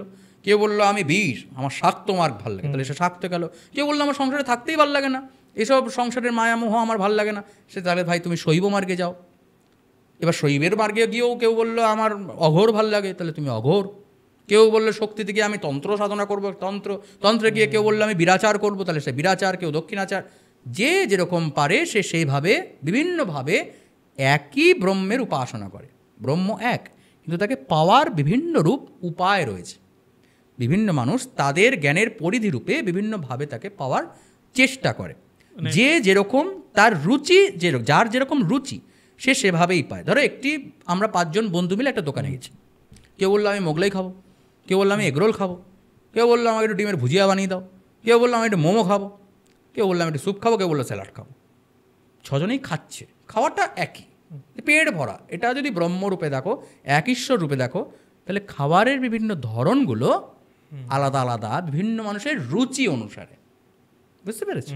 এর জন্যই মানে একটা জিনিস হয় আমাদের সনাতন ধর্মেই, কেউ যাচ্ছে নিরামিষ খাচ্ছে আর স্পিরিচুয়াল দিকে এগোচ্ছে, অন্যদিকে আবার এরকমও হচ্ছে যে মদ মাংস খেয়ে উপাসনা করে স্পিরিচুয়াল দিকে একদম। দেখো, ব্রহ্মকে পাওয়ার বিভিন্ন মানুষের বিভিন্ন রুচি, একটা জিনিস বুঝতে হবে, কিন্তু সকলেরই গতি ঊর্ধ্বমুখী। সনাতন ধর্ম তোমাকে ধর্মের পথে যখন তুমি থাকবে, তুমি নিম্নমুখী কিন্তু নয়, ঊর্ধ্বমুখী। যে ব্যক্তি নিরামিষ খায় তাহলে তার খাদ্য দিকে শুদ্ধিকরণ তো রয়েছে, তাতে তো প্রশ্নই নেই, সে তো শুদ্ধি। কিন্তু ধরা যাক এমন একটা ব্যক্তি যে প্রতিদিন মদ ছাড়া যার চলে না, যে প্রতিদিন মদ মাংস খায়, কিংবা পাতক, এমন কোনো মানুষকে যদি তুমি গিয়ে জ্ঞান দাও যে ভাই দেখো এগুলো খাওয়া কিন্তু খুব বাজে জিনিস, সে তোমাকে 3টে গালাগালি দেবে এবং সে পরের দিন আবার মদ খাবে। তাকে তো তুমি এটা যদি বলো যে এটা আজ কালকে থেকে ছেড়ে তো ছাড়বেই না, কখনো সম্ভব নয়। তাকে তুমি ধীরে ধীরে ধীরে ধীরে ওই পথ থেকে সরাতে পারো। তাকে তুমি এটা বলো, ওই যে মদটা তুমি খাচ্ছ, ওই মদটাও ভগবানকে নিবেদন করে খাও। সে ওটা ভগবানই তো তন্ত্র মার্গে নিবেদন করেই খায় নাকি? না, সেটা ঠিক বলবো না। তন্ত্রের মার্গের বিষয়টা আলাদা, আমি সাধারণ ক্ষেত্রে আমি ওটা আসছি। তন্ত্র মার্গের বিষয়টা একটু অন্য ধরনের। ধরো আমি এটা সাধারণ মানুষের জন্য বললাম, যে ব্যক্তি মদ খায় বা মাংস খায়, তাকে বললো মাংসটা খেতে হলো বলি দিয়ে খাও, বলি দিয়ে মাংসটা খাও। কেন? ওই যে মাংসটা, ওর মধ্যেও তুমি পবিত্র সত্তাকে আরোপ করে খাচ্ছ। এছাড়া আরও অনেক পয়েন্টস রয়েছে, বলির অনেক সাপোর্টিভ পয়েন্ট রয়েছে, এবং বলির শাস্ত্রীয় রেফারেন্স প্রচুর রয়েছে। বেশি শাস্ত্র পড়ারও দরকার নেই, শ্রীচণ্ডীর 12 অধ্যায় পড়লেই বলির প্রমাণ রয়েছে। পশু পুষ্পার্ঘ ধূপশ্চ, যে ব্যক্তি আমাকে পশু পুষ্প ধূপ দ্বীপ দিয়ে পূজা করে, আমি তার প্রতি প্রসন্ন হই। এবং এই পশু শব্দের অর্থ ছাগল বা পাঠাই বোঝায়, ঠিক আছে? ওই পশু মানে কাম ক্রোধ মোহ, অবশ্যই কাম ক্রোধ মোহ। পশু ইন্ডিকেট করে কাম ক্রোধ মোহকে। যেমন হৃদয় পদ্মকে রিপ্রেজেন্ট করা হলো রজতা আসন। দেবীকে যখন তুমি আসন দিচ্ছ, তখন সেটা তোমার হৃদয়কে রিপ্রেজেন্ট করছে। তুমি যদি হৃদয়কে ভগবানকে দিতে পারো, তাহলে তোমার আসন দেওয়ার দরকার নেই। তা আমি আমার কামকে কি দিতে পারি? যদি দিতে পারি, তাহলে আমার পশু দেওয়ার দরকার নেই। যদি না দিতে পারি, ওইটা আমাকে দিতে হবে।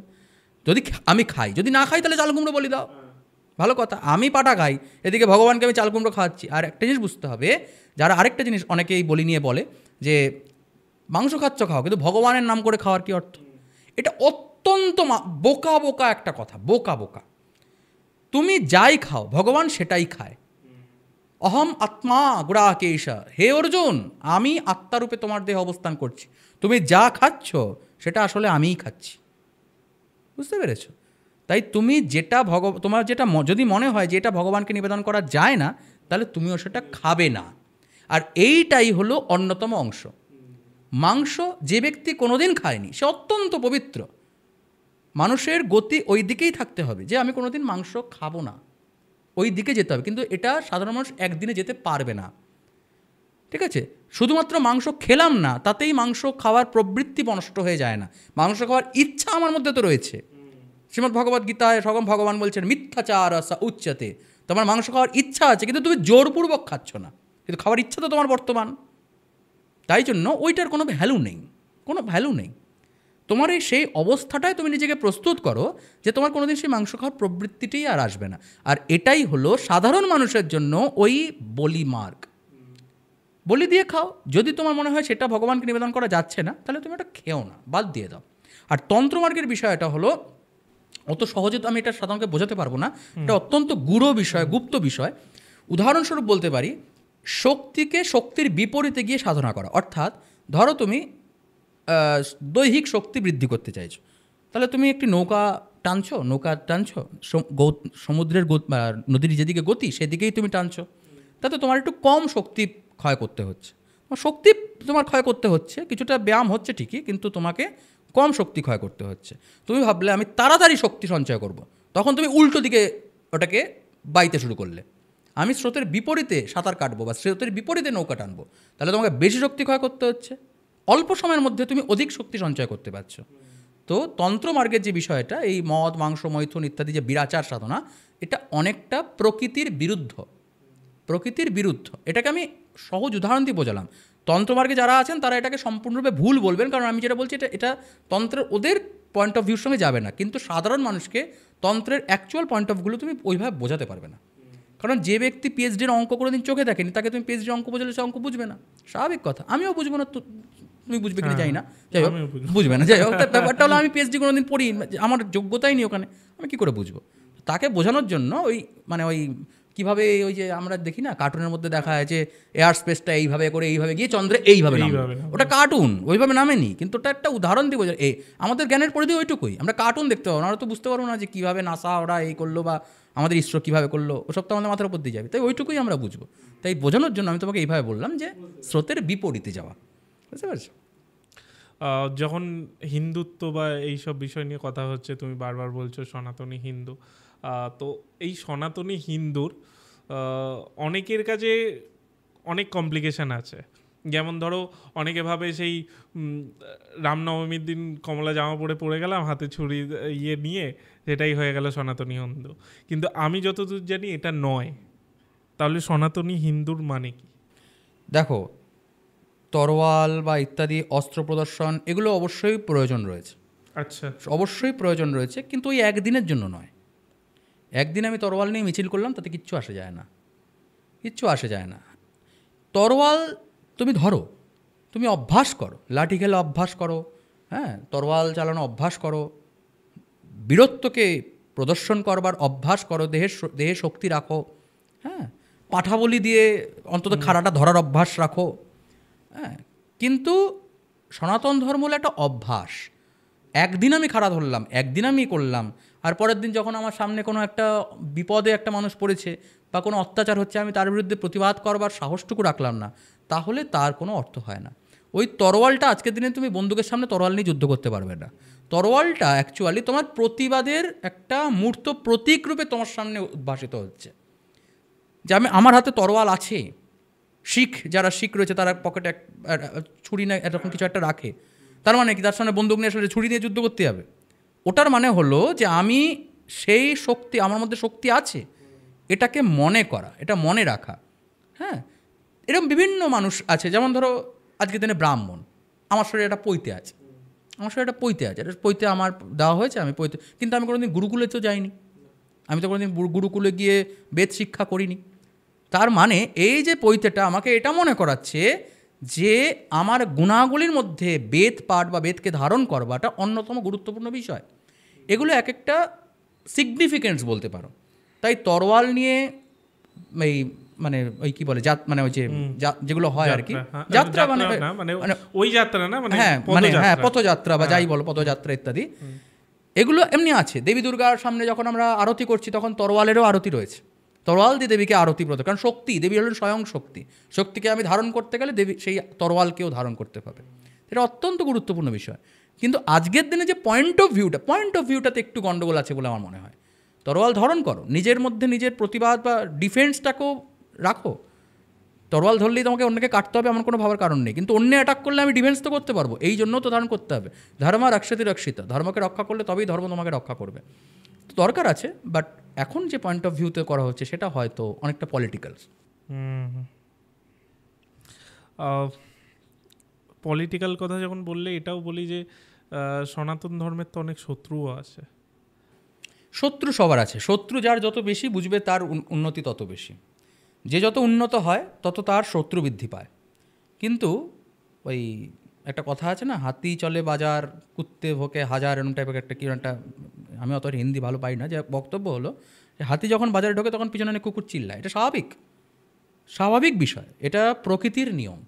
তুমি যত ওপরে যাবে তত তোমার সমালোচনা হবে, তত তোমার শত্রু হবে, স্বাভাবিক বিষয়, এ বিষয়ে কোনো সন্দেহ নেই। যার কোনো সমালোচনা হয় না, যার কোনো শত্রু নেই, বুঝবে তাকে কেউ পাত্তাই দেয় না, ওই জন্যই তার শত্রু নেই, কারণ মাথা ব্যথাই নেই তাকে নিয়ে। যখনই কাউকে নিয়ে কোনো মাথা ব্যথা হবে, যখনই কাউকে নিয়ে কিছু সমালোচনা হবে, বুঝবে যে সে আস্তে আস্তে ওপর দিকে যাচ্ছে। সনাতন ধর্মের অবস্থান অনেক উঁচুতে। এত অত্যাচার, 800 বছরের মুসলমান শাসন আমাদের ভারতবর্ষে, তারপরে ইংরেজদের এত অত্যাচার, বৌদ্ধের অত্যাচার, প্রচুর কিছু আছে, অনেক কিছু, আমি এত কিছুতে যাব না। আজকের দিনে দাঁড়িয়েও প্রচুর অত্যাচার চলছে এবং চলবে, তথাপি সনাতন ধর্ম তার সগৌরবে স্বমহিমায় বিরাজিত, সর্বত্র সব ক্ষেত্রে তুমি তারই জয় জয়কার পাবে।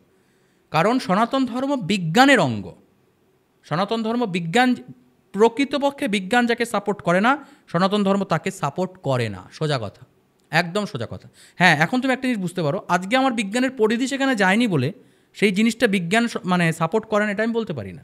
একটা সময় যখন ওই পুষ্পক বিমান পড়েছি আমরা, তখন হয়তো অনেকে এরকম হয় নাকি আমার বলতেই পারে, একটা সময় তো বিমান সত্যি আকাশে উড়েছে, সত্যি তো আকাশে উড়েছে, তাহলে তখন তো আমরা দেখেছি যে হ্যাঁ এটা হয়। ঠিক তেমনইভাবে আজকের দিনেও বিভিন্ন পয়েন্টস আমরা যখন দেখি, এবং অনেকে বলে এটা তো তাহলে কুসংস্কার, কারণ এটা বিজ্ঞান সাপোর্ট করে না, আমি যখন এটা বলবো নিচে অনেকেই কমেন্ট করবে, তাদেরকে এটা বুঝতে হবে অনেক কিছুই আছে যেটা এখনও পর্যন্ত বিজ্ঞান সেটাকে সেই এক্সপ্লোর করেনি, ভবিষ্যতে শিওরলি করবে, অবশ্যই করবে। তো এটা হলো ব্যাপার। শত্রু থাকবে, এবং শত্রু থাকাটা অত্যন্ত ভালো বলে আমি মনে করি, কারণ শত্রু যত বৃদ্ধি পায় তাদের দ্বারা ক্ষতি আলটিমেট কিছু হয় না, কিন্তু আমার উন্নতি অনেকই হয়, যেটা আমার চ্যানেলেও হয়েছে, এবং আমার মনে হয় তোমার চ্যানেলেও হয়েছে। সেটা তো এটা স্বাভাবিক। হ্যাঁ, যত বেশি গালাগালি আমি পেয়েছি তত বেশি আমার ফেসবুকে রিচ বেড়েছে, এবং তত বেশি আমি পপুলার হয়েছি, এবং তুমিও সেটাই করবে। তুমি আমার চ্যানেল প্রথম যখন এসেছিলে আমার বাড়িতে, তখন তুমি আমাকে একটা কথা বলেছিলে, অনেক এরকম বাজে কমেন্টস করে, আমি তোমাকে এটা বলেছিলাম, ওই কমেন্টসগুলো দরকার আছে, ওই কমেন্টসগুলোই তোমাকে তোলে, ভালো কমেন্টস তোমাকে তোলে না। ওই কমেন্টসগুলো দ্বারা তুমি বুঝতে পারো তোমার কোন ফল্ট, তুমি ওগুলোকে আরও রেকটিফাই করো। আর ওই যে মানুষগুলো তোমার সমালোচনা করেছে, ওরা শুধু সমালোচনা নিয়েই থেকে যায়, তুমি কার সমালোচনা করবে? তোমার থেকে উঁচুতে যায় না তোমার থেকে নিচুতে যায়? তোমার থেকে যে নিচুতে আছে, তোমার কি সময় আছে তার জন্য সমালোচনা করা? সময় আছে কি? তুমি তোমার থেকে উপরে যে তাকে দেখবে এবং দেখে ভাববে, আরে এটা তো এই ভুলটা করলো, এই ভুলটা নিয়ে একটু বলা যাক। সেটাও যেটা আমরা প্রথমে বলছিলাম যে হিংসা, একদম হিংসা। আমি তাকে হিংসা করি, আমি তার জায়গায় যেতে পারিনি, এই জন্য আমি তাকে সমালোচনা করছি। যে সমালোচনা করে আলটিমেট সে নিচুতে আছে বলেই সমালোচনা করে। সনাতন ধর্মের থেকে অন্যান্যরা অনেক নিচুতে আছে, এই জন্যেই তার অনেক শত্রু আছে, আর কিছু নয়। আমি যদি বলি তোমাকে, তুমি যেটা বারবার বলছিলে ভগবদ্গীতার কথা, ভগবদ্গীতা আমাদের লাইফে বা আমাদের যে কোনো মানুষকে কি শেখায়? অনেক কিছু শেখায়, জীবনের মার্গ শেখায়। গীতা শুধুমাত্র দেখো, আজকের দিনেও মানে ওই যে একটুকে বলছিলাম না, আজকের দিনে মানুষের গভীরভাবে ভাবার ইয়েটা নষ্ট হয়ে গেছে। আজকের দিনে মানুষের হলো যে আমি প্রতিদিন 2টো করে, যদি গীতার মাহাত্ম্যতে বলেছে যে ব্যক্তি প্রতিদিন 1টি করে শ্লোক পড়ে সে ব্রহ্মলোকে যায়, তাহলে আমি প্রতিদিন 1টি করে শ্লোক পাঠ করবো। এই শ্লোক পাঠ করা ভ্যালুলেস। তুমি 1টি কেন, প্রতিদিন পুরো গীতা পড়লেও তুমি ব্রহ্মলোক কেন, কোনো লোকেই যাবে না, কারণ তুমি এক্সপেক্ট করছো যে এই পাঠের দ্বারা আমি অমুক লোকে যাব। এক্সপেকটেশন, সকাম কর্ম তোমাকে পাপে নিমজ্জিত করে। তুমি গীতা এই কারণে পড়ো যে গীতাটা কি বলেছে সেটাকে আমি শিখব এবং সেটাকে আমি নিজের লাইফে অ্যাপ্লাই করব।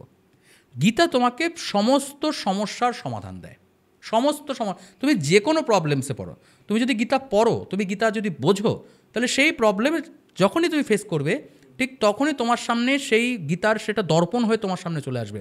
তোমার মনে হবে যে হ্যাঁ, এটা এই অর্থটা তো আমার কাছে রয়েছে, আমি তো এই জিনিসটা জানি, এই সময় আমার কী করতে হবে। দেখো, গীতা তোমাকে শুধুমাত্র বাস্তবভাবে বা জীবন আদর্শগুলো শেখায়, বাট তুমি কি করবে কি করবে না সেটা তোমাকে কখনো ডিফাইন করে দেয় না যে তোমাকে এটাই করতে হবে। গীতার শেষের দিকেই ভগবান শ্রীকৃষ্ণ অর্জুনকে বলছে, যাতে ছাসি তথা করু, তোমাকে আমি সব বুঝিয়ে টুজিয়ে দিয়েছি, এই করলে এই হবে, ওই করলে ওই হবে, সেই করলে সেই হবে, এবার তুমি কি করবে যথা ইচ্ছা, তোমার যা ইচ্ছা সেটা তুমি করো, তথা করু।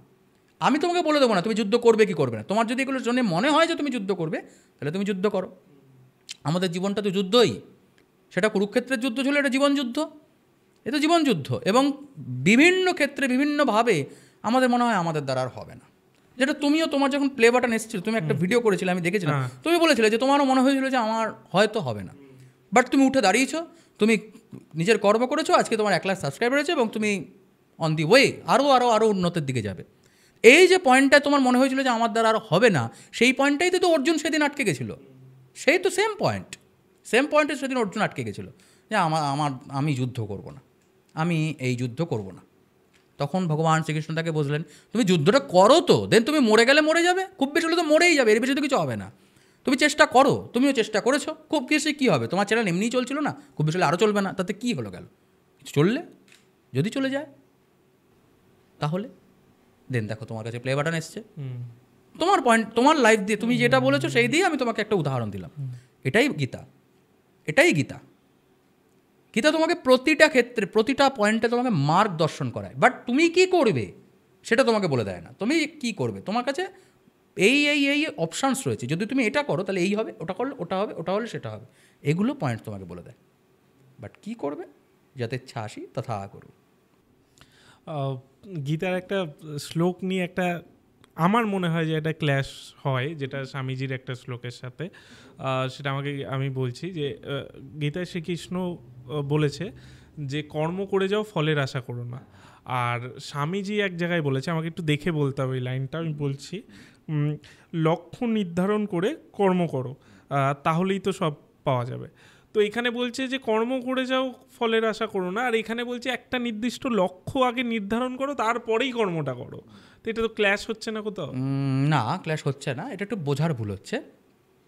গীতায় ভগবান কর্মফল মানে লক্ষ্য নির্ধারণ করা বোঝায়নি, এরম ব্যাপারটা নয়। ধরো আমি যখন একটি তীর চালাবো, অর্জুনকে যখন বলছেন যে তুমি তীর নিক্ষেপ করো, তো তীর নিক্ষেপ করতে গেলে আমাকে লক্ষ্যটা আগে স্থির করতে হবে। এখন আমি এই তীরটা নিয়ে যদি বসে থাকি, আচ্ছা তীরটা আদৌ ওর গায়ে লাগবে তো, যদি বাইরে বেরিয়ে যায়, যদি না লাগে, আমি এখন এই নিয়ে বসে রইলাম, আমি কর্মটা করছি না, হোল্ড হয়ে গেছে, আমি পেন্ডিং। আমার মনের মধ্যে এই সংশয় চলছে যে তীরটা আদৌ ওর গায়ে লাগবে তো, ওদিক থেকে তীর এসে অলরেডি আমাকে মেরে দেবে। ততক্ষণে লক্ষ্য নির্ধারণ করতেই হবে, লক্ষ্য আমার স্থির থাকবে, দেন আমি কর্মটা করব। দেন ওটা ফল কী হবে সেটা আমার অভ্যাসের ওপর ডিপেন্ড করছে, ওটা লাগবেই বা লাগাতেই হবে, না লাগলে আমি ছাড়বো না, এটা করবো না। কর্মণ্যেবাধিকার আসতে, তুমি যে লাইনটা বলছো ওটা এই শ্লোকটাই, গীতার ভগবান বলছেন কর্মণ্যেবাধিকার আসতে মা ফলেষু কদাচনা মা কর্মফল হেতুর্ভু মা তে সঙ্গোস্তে কর্মণি। হে অর্জুন, কর্মেই তোমার অধিকার, কর্মফলে তোমার কোনো অধিকার নেই, অর্থাৎ কর্মফলের বশবর্তী হয়েও না, এটাই এই লাইনের অর্থ। আমি তোমাকে উদাহরণ দিই, ধরো স্কুলের ছাত্র, একটি শিশু, সে অঙ্কে 100 পাওয়ার জন্য পড়াশুনো করছে, অঙ্কে সে 99.5 পেল, তার মনের মধ্যে একটু কষ্ট হলো, ইস আর যদি 0.5 পেতাম, আমি 100 পেতাম। আর আমার মতো যারা একটু গণ্ডমূর্খ টাইপের, সাধারণ অঙ্ক যারা মাথায় ঢোকে না, তারা আমার পরীক্ষায় পাস হলেই ভাই আমি খুব খুশি, ঠিক আছে, না আমি সেই জন্য অঙ্ক করেছি, আমি অঙ্কে 36 পেয়েও খুব খুশি, কারণ আমি তো অঙ্কে পাস করে গেছি। আমি বলছি না যে সবাই অঙ্কে 36 এরকম কিছু, এটা একটা কথার কথা, বাট বক্তব্য হলো অঙ্কটা শেখাটা ইম্পর্টেন্ট, অঙ্কের নাম্বারটা ইম্পর্টেন্ট না, অঙ্কের নাম্বারটা হলো কর্মফল।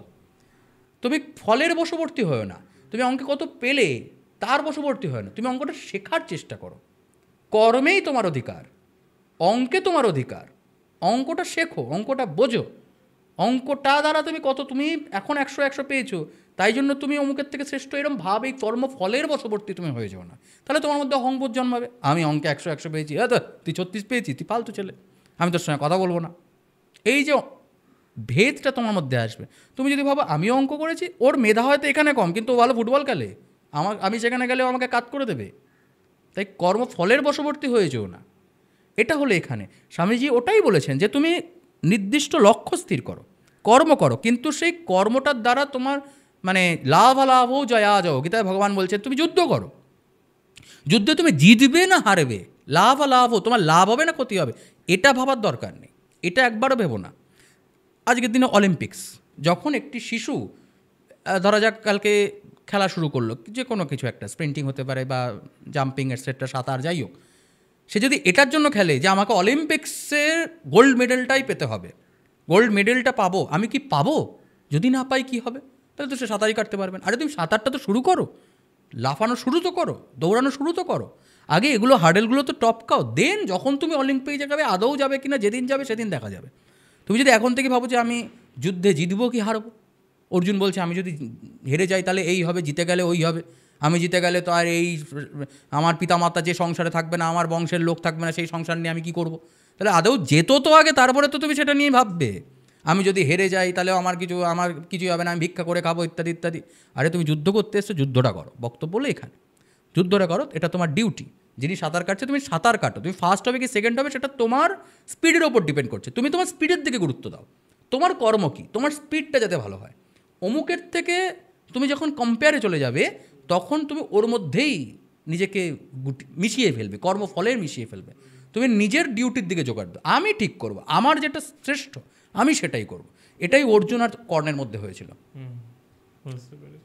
অর্জুন কিন্তু একবারও মাথা খাওয়ায়নি কর্ণের থেকে শ্রেষ্ঠ হওয়ার জন্য। কর্ণের মাথা হলো আমি অর্জুন থেকে কেন শ্রেষ্ঠ হব না, আমি অর্জুনের থেকে শ্রেষ্ঠ হব। কর্ণ বলেছে আমি অর্জুনের থেকে ভালো হব, আর অর্জুন বলছে আমি আরেকটু ভালো তীর নিক্ষেপ করব। এটা হলো অর্জুন আর কর্ণের উদাহরণ। ফেসবুকে যারা ওই কর্ণশ্রেষ্ঠ আমার মনে হয় কর্ণ খুব শ্রেষ্ঠ, বাজে কথা, একদম বাজে কথা।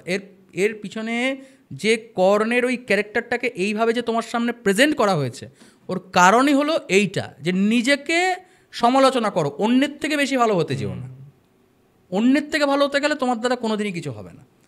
অন্যের থেকে ভালো হতে গেলে তুমি ওর নিচেই থেকে যাবে, ওর উঁচুতে কোনোদিনও উঠতে পারবে না। বুঝতে পেরেছো? পরের চিন্তা করো না, নিজের চিন্তা করো, নিজের কথা ভাবো, আত্মসমালোচনা করো, আমি কি ভুল করছি এটা ভাবো, অমুকে কি ভুল করেছে এটা ভাবার তোমার কোনো প্রয়োজন নেই, কোনো প্রয়োজন নেই।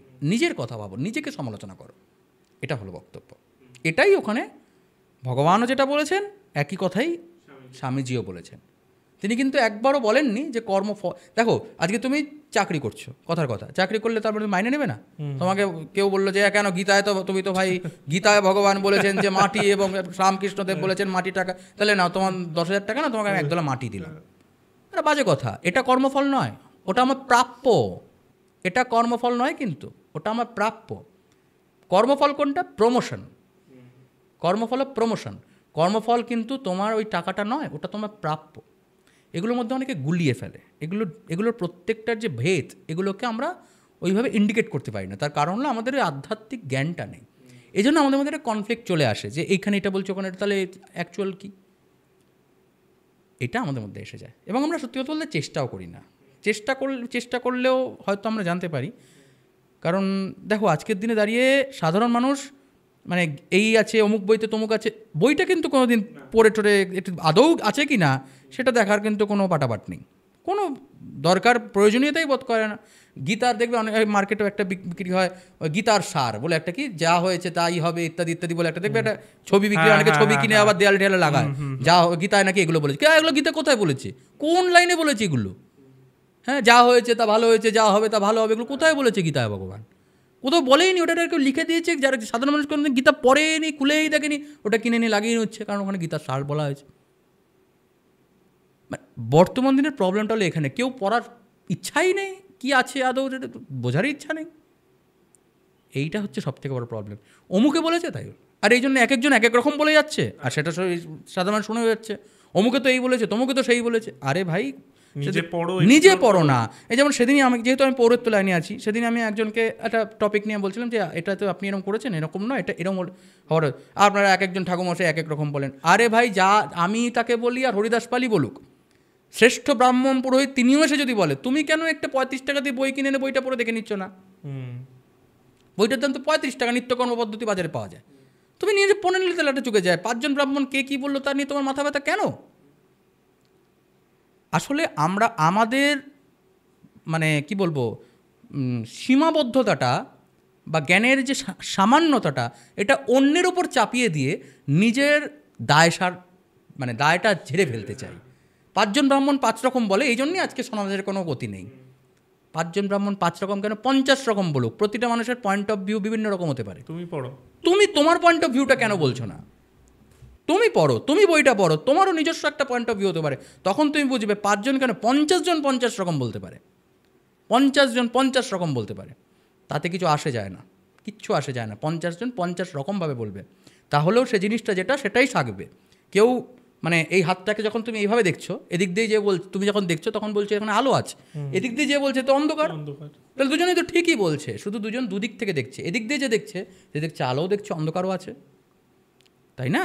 তো 3 জন মানুষ 3 রকম বলছে, কিন্তু 3 জন 3 রকম পয়েন্ট অফ ভিউতে বলছে। তুমি হতে পারে এরকম একটা অ্যাঙ্গেল থেকে দেখছো যাতে একটু বেশি আলো, একটু তুমি এই দিক থেকে দেখলে, তাই তোমারও একটা পয়েন্ট অফ ভিউ সেখানে আসতে পারে। তাই তুমিও সেই সমুদ্রে ঝাঁপ দাও, তুমিও বলো, তুমিও তোমার পয়েন্ট অফ ভিউ বলো, এবং সেটাও স্বাগত জানাবে সনাতন ধর্ম, যদি তোমার মধ্যে যুক্তি থাকে। যুক্তি ব্যতীত কিছুকে সনাতন ধর্ম পাত্তা দেয় না।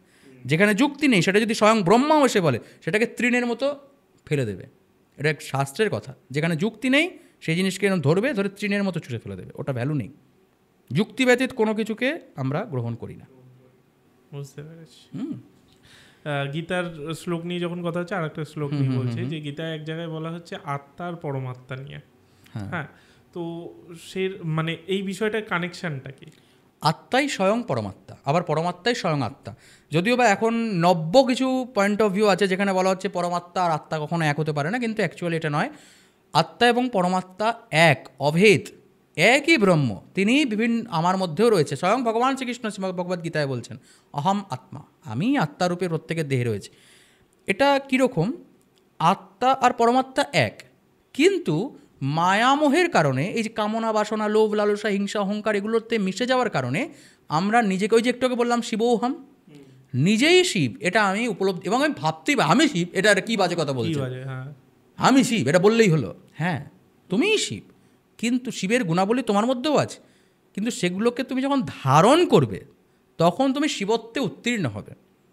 তুমি শিব, এই আমি শিব, যে ব্যক্তি বলে আরে আমিই শিব, তার মধ্যে অহংকার আছে। সে কখনো সে বলছে শিব, কিন্তু আদতে শিব নয়। আমি শিব, এই ভাবটাকে অনুধাবন করাটা দরকার। যখন তুমি এটা অনুধাবন করবে তখন তোমার নিজের মধ্যেই এটা ফিল আসবে যে আমি সেই পরমাত্মা। এটার অনেক মার্গ রয়েছে, বিভিন্নভাবে তাকে, সেই ভাবটাকে অনুধাবন করা যায়। এর জন্য বিভিন্ন মার্গ রয়েছে, যেমন বৈষ্ণব মার্গ, শাক্ত মার্গ, শৈব মার্গ, গাণপত্য মার্গ, হ্যাঁ, বিভিন্ন মার্গ রয়েছে। যেভাবে আমি যেটা একটু আগে বললাম যে অনেক দেবদেবী কেন, যার যেভাবে, যার যেমন রুচি, সে সেইভাবে তাকে আত্মা এবং পরমাত্মার একাত্মীকরণ করবার চেষ্টা করে, যোগের মাধ্যমে, ধ্যানের মাধ্যমে, অনেক কিছু পদ্ধতি আছে। ঠিক আছে, দেখো আত্মা পরমাত্মার একটা উদাহরণ তোমাকে বলি। ধরো আমার মধ্যেও একটি আত্মা রয়েছে, বা আমিও আত্মা, তুমিও আত্মা, কুকুর, ছাগল, পশু পাখি সবাই আত্মা। এই ভাব তুমি যখন গ্রহণ করবে তখন তোমার দ্বারে আসা অতিথিটিও তোমার কাছে নারায়ণ রূপে প্রকাশিত হবে। তখন তোমার বাড়ির সামনে ক্ষুধার্ত কুকুর বিড়ালটিকেও তুমি সেবা করতে দুবার ভাববে না। তো এই ভাবটা, এই যে আমার এবং সেই কুকুরটির মধ্যে যে প্রাণ রয়েছে, এই দুটো অভেদ, এর মধ্যে কোনো পার্থক্য নেই। এই ভাবটাই হলো তোমাকে সেই কুকুরের সঙ্গে অ্যাটাচ করে। তুমি যখন তোমার মাকে ভালোবাসো, ভাইকে ভালোবাসো, তোমার সবাইকে ভালোবাসো, অ্যাকচুয়ালি এই জগতে তুমিও আত্মা, মাও আত্মা, তোমার স্ত্রীও আত্মা, তিনজনেই আলাদা। তিনজন আলাদা এক্সিস্ট করে, তিনজনের মধ্যে কোনো কানেকশান নেই। কানেকশান হলো চেতনার, শুধুমাত্র এটুকুই তার কানেকশান, আর কোনো কানেকশান নেই। না তার শারীরিক কোনো কানেকশান আছে, যদিও বা তুমি তার গর্ভ থেকে নির্গত হয়েছো, কিন্তু তথাপি তুমি আলাদা একটা প্রাণী। তোমার মা আলাদা একটা প্রাণী, আমার মা আলাদা একটা প্রাণী, আমি আলাদা একটা প্রাণী, আমার স্ত্রীও আলাদা, আমার সন্তানও আমার থেকে আলাদাই হবে, এক কখনো নয়। কিন্তু আমার এবং তার মধ্যে ম্যাচ কোথায়? আমার চেতনায়।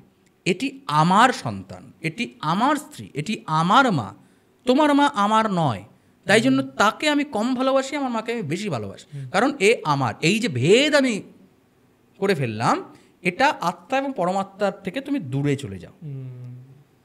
যখনই তোমার মনে হবে ইয়া দেবী সর্বভূতেষু মাতৃরূপেণ সংস্থিতা, ওই যে বিড়াল মাটি, মা বিড়ালটি যে শিশু শাবকগুলিকে জন্ম দিয়েছে সেও মা, আমার মাও আমাকে জন্ম দিয়েছে এও মা, আবার ওই গরুটিও মা, এমনকি যে নদীটি যার জন্য এই সংসারটি এক্সিস্ট করে, সিন্ধু নদের উপত্যকায় সিন্ধু ইত্যাদি আমরা তাহলে ওই নদীটির জন্যই তো আমরা বেঁচে রয়েছি, তাহলে নদীও মা।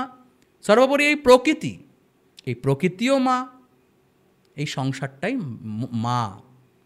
এই যে ভাবটা, এটা তোমাকে মা দ্বারা, মা তত্ত্বের দ্বারা সমগ্র সংসারটার সঙ্গে তোমাকে কানেক্ট করে ফেলে, বুঝতে পেরেছো? তখন তোমার কাছে তোমার মা আর ওই কুকুরের মা বা ওই গরুটি, তার মধ্যে কোনো, মানে আমি বলছি না, আমি কারোর মাকে গরু বলছি না, কথাটা এভাবে কেউ নেবে না, আমি একটা উদাহরণ হিসেবে বলছি যে কুকুর শাবকটি জন্ম যে কুকুরটি দিয়েছে সেও তো মাই, তাহলে তার কষ্টটাকেও কিন্তু তুমি তখন ফিল করছো, আরে এও তো একজন সন্তানকে জন্ম দিয়েছে, আরে এই বিড়ালটিও তো এখন প্রেগনেন্ট, তাহলে এরও একটু সেবা দরকার। এই যে ভাবটা, এই ভাবটা দ্বারা তুমি সংসারের প্রতিটি মায়ের সঙ্গে অ্যাটাচড হয়ে যাও, এটার দ্বারাই তুমি আত্মা এবং পরমাত্মার সঙ্গে কানেক্ট হও। তো এই মায়ের যে ভাবটা, এটাকে যদি তুমি পরমাত্মা বলো, সেই পরমাত্মাই মা রূপে সংসারে এক্সিস্ট করছে, আর তুমি আত্মা, তুমি এই মাতৃভাবরূপ পরমাত্মার সঙ্গে অ্যাটাচড হয়ে গেলে, অর্থাৎ আত্মা এবং পরমাত্মা অ্যাটাচড হয়ে গেল, বুঝতে পেরেছ? এই আত্মাই ওই পরমাত্মা, কোনো পার্থক্য নেই। কিন্তু আমার মা, ওটি কুকুর মা, এই যে ভেদ, এর দ্বারাই তুমি আলাদা হচ্ছ। আর এটাই যেই মুহূর্তে তোমার লুপ্ত হয়ে যাচ্ছে, সেই মুহূর্তে তুমি আত্মা পরমাত্মা অ্যাটাচ করছো। এটা অত সহজ জিনিস নয়, অত্যন্ত কঠিন জিনিস, অত্যন্ত কঠিন জিনিস। আমি তোমাকে বসে জ্ঞান দিচ্ছি, আমিও এটা পারবো না, আমিও আমার মাকে বেশি ভালোবাসি, যতই জ্ঞান দিই তোমার মাকে আমি কমই ভালোবাসি। হ্যাঁ, সম্মান করব, বাট আমার মাকে আমি যতটা করবো সেটা তোমাকে হয়তো করবো না। তা এই যে ভাবটা, আমি তোমাকে পয়েন্টসটা বলছি, বা এইগুলো, কিন্তু এটা নয় যে আমি নিজেই এগুলো সেই জায়গায় উত্তীর্ণ হয়ে গেছি, একেবারেই নয়। মানে তার থেকে ক্রোশ যোজন জুড়েও আমি সেখানে পারের কুড়ি নোড়ারও যোগ্য আমি নই। বাট আমি তোমাকে এগুলো বললাম কারণ এটা একটা পয়েন্টস, বুঝতে পেরেছো? এটাই আত্মা পরমাত্মা, আর কিছু না। বাট এটারই ব্রড ভার্সান হলো ওই আত্মা, অ্যাকচুয়াল আত্মা এবং অ্যাকচুয়াল পরমাত্মা। সেটাকে আমি তোমার একটা সহজ উদাহরণ দিয়ে বোঝানোর চেষ্টা করলাম, বুঝবে না এখন অ্যাকচুয়াল, হ্যাঁ বুঝবে না। আজকে সনাতন ধর্মের মানুষের আগ্রহ হারাচ্ছে কেন? কারণ এই কঠিনতার জন্য। আমার মাথায় ঢুকছে না, আর একটু সহজ করে বললে হতো না, এটা হলো ব্যাপার। হ্যাঁ, যে সাবজেক্টগুলো কঠিন সেটাকে সহজ করে বলাটাও কঠিন।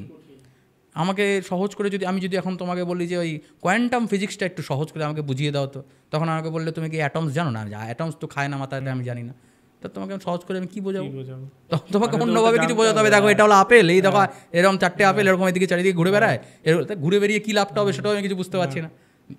এ তো হলো ব্যাপার, কেমিক্যালস আমি কিছুই বুঝি না, তো আমি কী করে ওগুলো বুঝবো? তো এই পরমাত্মা তত্ত্বও তাই, আমি অ্যাকচুয়াল ওই রাস্তায় গিয়ে তোমাকে বোঝাতে পারবো না। সেটা তারা বুঝবে যারা গীতাটাকে পড়েছে। শুধু গীতা নয়, গীতা হলো শাস্ত্রের সার, তার মধ্যে জ্ঞানটা আছে, কিন্তু গীতাকে বুঝতে গেলে অন্য শাস্ত্রও পড়তে হবে। অনেকে বলে যে গীতা একমাত্র শাস্ত্র, সেটা পড়লেই সব হয়। একদম বাজে কথা। 2 বিঘা জমি কবিতা যখন তোমাকে বলেছিল, ছাত্রবন্ধু আমরা পড়তাম, ছাত্রবন্ধুতে তোমার সারাংশ বলে একটা অংশ থাকতো, তুমি ওইটা পড়ে পরীক্ষা পাস করতে পারবে? সারাংশটা পড়ে তোমার কবিতা সম্পর্কে একটা আইডিয়া হবে, এইটা কবিতাটা এই আছে, কিন্তু কবিতাটা তোমাকে পড়তেই হবে। তেমনই গীতা হলো শাস্ত্রের সার। এটা তোমাকে একটা অ্যাভারেজ একটা আইডিয়া তোমাকে দেয় যে শাস্ত্র তোমায় কী বলছে, ব্রহ্ম আসলে কী। ব্রহ্মের যে বললাম, বেদ পড়লে তুমি বোর হয়ে যাবে, ওই পুরো বেদটাই ব্রহ্মেরই তত্ত্ব নিয়ে আলোচনা করা হয়েছে। ওটাকে সহজভাবে তোমার কাছে গীতারূপে উপস্থান করা হয়েছে। সাধারণ মানুষের গীতা পড়ারই কোনো আগ্রহ দেখা যায় না, আর তারা বলে বেদ পড়ার অধিকার নেই কেন? তার গীতা যেটাকে তোমায় পড়তে দেওয়া হয়েছে সেটাই তোমার পড়ার আগ্রহ নেই, তুমি বেদ পড়বে? বেদ পড়ার অধিকার লাগে না। আজকের দিনে বাজারে গিয়ে তুমি বেদ কিনতে গেলে কেউ তোমায় আপত্তি করবে না, দোকানদার বলবে না আপনি কি ব্রাহ্মণ, তাহলে বেদ দেবো, বলবে না তো, কিনে পড়ো না, কে বারণ করেছে? ব্রাহ্মণ অধিকার দেয়নি, এটা বলার মাধ্যমে তুমি নিজের মূর্খতাটাকে ব্রাহ্মণের উপর চাপিয়ে দিয়ে ভাবছো আমার তো কোনো দোষ নেই। কিন্তু ওটা দ্বারা তুমি কজনকে বোকা বানাবে, কদিন বোকা বানাবে? তুমি নিজে বোকা হয়েই থাকবে। ওইভাবে ব্রাহ্মণের কিচ্ছু আসে যায় না। ব্রাহ্মণের তোমার দোকান যে বইটি লিখেছে সেও তো ব্রাহ্মণ, সে যদি বলতো আমি কাউকে জানাবো না, তো বইটাই লিখতো না। বইটাই তো লিখতো না, বইটা যে লিখেছে কেন তুমি কেন কিনে পড়োনি, কেন ব্রাহ্মণ অধিকার দেয়নি বলে চিল্লাচ্ছ, কিনে পড়ো না, কিন্তু তুমি তো বুঝবে না কিছু। তাই জন্যেই পুরাণ রয়েছে, তার জন্যেই উপনিষদ রয়েছে।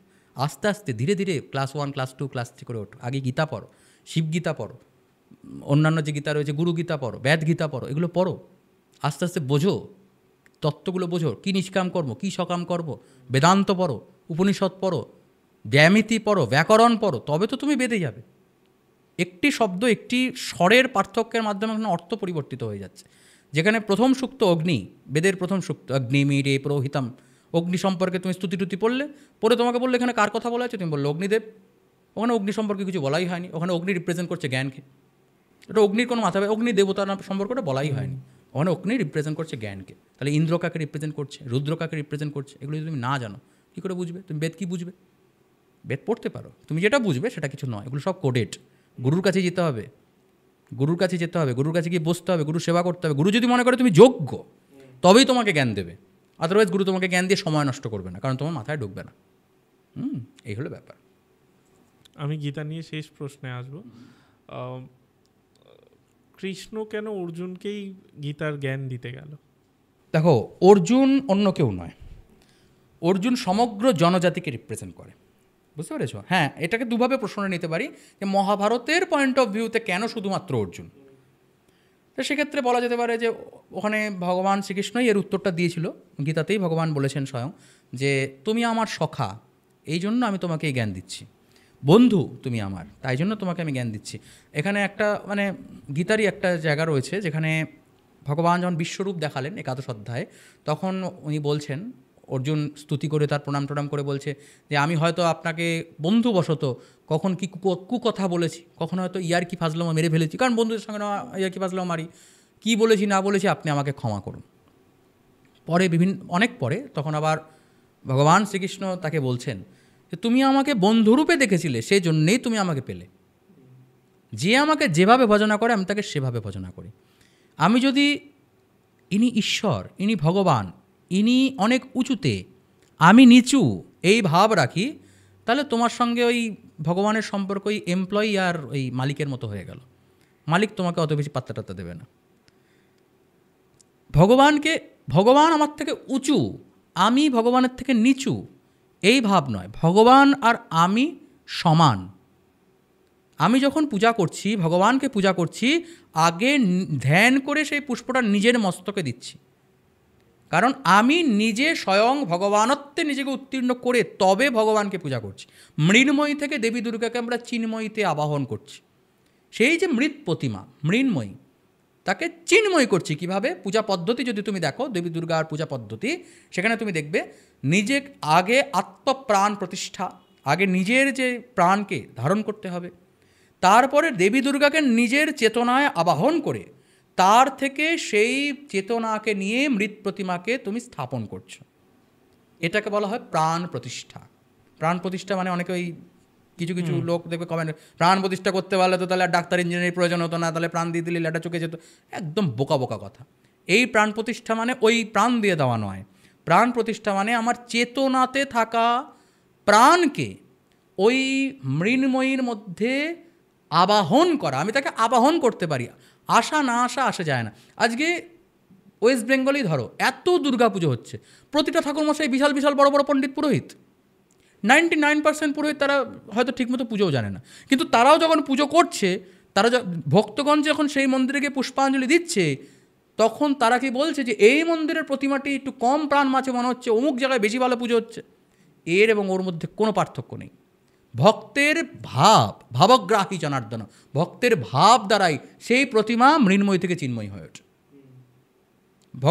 ভক্তের ভাব দ্বারাই, প্রতিমারও প্রয়োজন নেই। শুধুমাত্র মহালয়ার দিন যখন বীরেন্দ্রকৃষ্ণ তো পরে, আগে তো ইয়া চণ্ডী মধ্যে এইটা, ওই শব্দ শোনা মাত্রই কি তোমার মধ্যে মনে হয় হ্যাঁ দুর্গা পুজো এসে গেল, তখন তোমার ওই আকাশের তুলোটা যেন, মেঘটা যেন সত্যি একটু পেঁচা তুলের মতো লাগছে, রুদ্রটা যেন একটু একটা স্পেশাল বলে মনে হচ্ছে। এই ওখানে ঢাকের শব্দ নিয়ে হয়তো বাইক চলে গেছে, তোমার ঢাক বাজলে মনে হলো। তো এই যে ভাবটা, এটাই প্রাণ।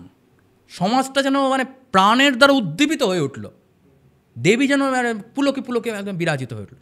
এটাই প্রাণ প্রতিষ্ঠা। প্রকৃতি যেন নতুনভাবে সেজে ওঠে। সমগ্র সংসার যেন সাজো সাজো রবের মধ্যে নিজেকে মেলে ধরে, এটাই প্রাণ।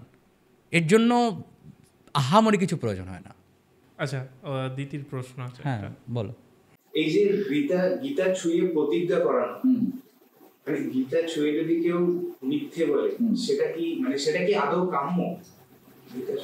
দেখো, যে সমাজ গীতা পড়ে না তার গীতা ধরে মানে ওই করাটা কতটা যুক্তিযুক্ত আমি জানি না, বা এটার কেন করানো হয় আমি এটা কোনো আইডিয়াও নেই, কারণ আমি আইনের ছাত্রও নেই, বা আইনের কী জন্য ওটা করা হয় আইডিয়া নেই, সেজন্য আমি তোমাকে এটার সঠিক উত্তর দিতে পারবো না। বাট যে ব্যক্তি কোনোদিন গীতা পড়েনি, যে ব্যক্তির গীতার প্রতি কোনো শ্রদ্ধা নেই, সে গীতা শুয়ে সহজেই মিথ্যা কথা বলতে পারে। এটা অত্যন্ত স্বাভাবিক বিষয়। হ্যাঁ, ওই ছোটোবেলা আমরা বলতাম না, মায়ের দিব্যি খেয়ে বল। হ্যাঁ, মায়ের দিব্যি খেয়ে বল। হ্যাঁ, ওটা ওরকম মাটাকে আছে ভালোবাসে বলে হয়তো, যদি মা মরে যায় এই জন্য হয়তো সত্যি কথা আমরা বলে দিতাম, কেউ আবার ওইদিকে একটু হাসতে করে বলে দিত হয়তো মিথ্যা কথা। বাট ওই মায়ের দিব্যির মতো আর কি, মাকে ভালোবাসি বলে মায়ের দিব্যিটার গুরুত্ব আছে। না হলে মায়ের দিব্যির বলেও মিথ্যা কথা বললেও মা কি সত্যি মরে যাবে? মরবে না, কিন্তু ওই মায়ের দিব্যিটার এটাও হয়তো ওই ধরনের কিছু হবে। বাট এটার কতটা গুরুত্ব আছে সন্দেহ তো অবশ্যই থাকে। মহাভারতে অর্জুন শ্রীকৃষ্ণকে পেয়েছিলেন তার পাশে। কলিযুগে আমরা কাকে ভেবে বা কার কথা ভেবে আমরা যদি সেরকম কোনো সিদ্ধান্ত নিতে হয় আমাদের? ওকে, এটা খুব ভালো প্রশ্ন। দেখো, মহাভারতের এই অর্জুন এবং ভগবান শ্রীকৃষ্ণ, ভগবান স্বয়ং তো এখানে যখন উপস্থিত হয়েছিলেন সেটা তো অত্যন্ত প্রীত বিষয়। এবার যিনি ধর্মের পথে রয়েছেন, আপাতত আজকের দিনে দাঁড়িয়ে ওইভাবে কে ভগবান শ্রীকৃষ্ণ ওইভাবে তো আমি বলতে পারি না। বাট একটা কথা বলতে পারি, পঞ্চতন্ত্রে পণ্ডিত বিশ্বশর্মা খুব সুন্দরভাবে একটা বাক্য বলেছিলেন, খুব সম্ভবত পঞ্চতন্ত্রই বোধহয় নাকি চাণক্য বলেছিলেন, আমার অতটা মনে নেই। যাই হোক, বাক্যটা হলো মহাজন ইয়েন গতঃ সপন্থা। মহান মানুষকে অনুসরণ করো। মহান মানুষকে তারা যেগুলো করেছেন, যেমন যে পথে চলেছেন, তুমি সেই পথকে অনুসরণ করো, তুমি সে পথে চলো। সে পথে গেলে তুমি শ্রেষ্ঠ পথে পৌঁছতে পারবে। আসলে কোনটা শ্রেষ্ঠ পথ না, মহাজনের জন্য কত সপন্থ হলো মহাভারতের যুধিষ্ঠির বলেছিলেন এই লাইনটা, মহাজন জৈন গতসা পন্থা। যখন তাকে প্রশ্ন করেছিল কহ পন্থা, পথ কি, আসলে কোনটা পথ, এই কহ পন্থা শব্দের দ্বারাই অনেক প্রশ্ন হয়ে যায়। আমি আপাতত ওই বাক্যটাতেই আসবো যে স্বয়ং ভগবান শ্রীকৃষ্ণই আসবেন এমন ভাব। আমার কল্কিকে নিয়ে আমার একটা পার্সোনাল পয়েন্ট অফ ভিউ আছে, সেটা হলো কল্কি অ্যাকচুয়ালি ওরকম কেউ নন যার কথা বলা হয়েছে বইতে, যে তিনি ঘোড়ায় চড়ে তরোয়াল নিয়ে যুদ্ধ করবেন, এটা নয়। আমার মনে হয় এই কল্কি আমি তুমি, কারণ আজকের দিনে তুমি ওই ড্রোনের বিরুদ্ধে যুদ্ধ করবে তরোয়াল নিয়ে, এটা ভাবাটা একটু বোকা ঠেকে। আমার মনে হয় তুমি আমিই কল্কি। ওই কল্কিটা সাসপেন্স, ওই কল্কির ভরসাতেই সাধারণ মানুষের উপর প্রচণ্ড পাপ হলেও একদিন কেউ আসবে সেদিন পাপের বিনাশ হবে, এই ভাবটা নিয়ে সে বেঁচে থাকে। কল্কি হলো সেই সাপোর্টটা যার জন্য তুমি আমি বেঁচে থাকার মানে রসদ পাই। আমার উপর প্রচণ্ড অত্যাচার হোক, তাহলেও একদিন ভগবান আসবে, সেই দিনের বিচার হবে। ভগবান আছেন, যতই অত্যাচারক, যখন এই মৎস্যান্নে অবস্থা জমিদার অত্যাচার করলো, তিনি বলছেন ভগবান আছেন, আপনার বিচার হবে। কারণ আমার তো ক্ষমতা নেই তোমাকে কিছু করার, আমি তো নিচু, তুমি তো উঁচু, আমি তোমাকে কি করব? ভগবান আছেন। এই যে ভগবানের ভাব, সংসারে যখনই বিপদ হয়েছে তখনই কেউ না কেউ সেই বিপদের বিরুদ্ধে প্রতিবাদ করেছে। আমার মনে হয় সেই কল্কি, আমার মনে হয় সেই ভগবান। আদেও কি ভগবান বিচার করে? বললাম না, কর্মফলের বিচার করে ভগবান, কর্মফলের বিচার করে। আজকে যদি মানুষ সনাতন ধর্মকেই সমর্থন না করে বা সনাতন ধর্মকে শ্রদ্ধা না করে, পাশ্চাত্যের দ্বারা বারবার প্রভাবিত হয়ে যায়, তাহলে ভগবান কর্মফল দেবে। সনাতন ধর্মের অ্যাকচুয়াল যেটা, ওটা হয়তো নষ্ট হয়ে যাবে। কারণ সনাতন ধর্মের এক্সিস্টেন্স মানুষের চেতনায়।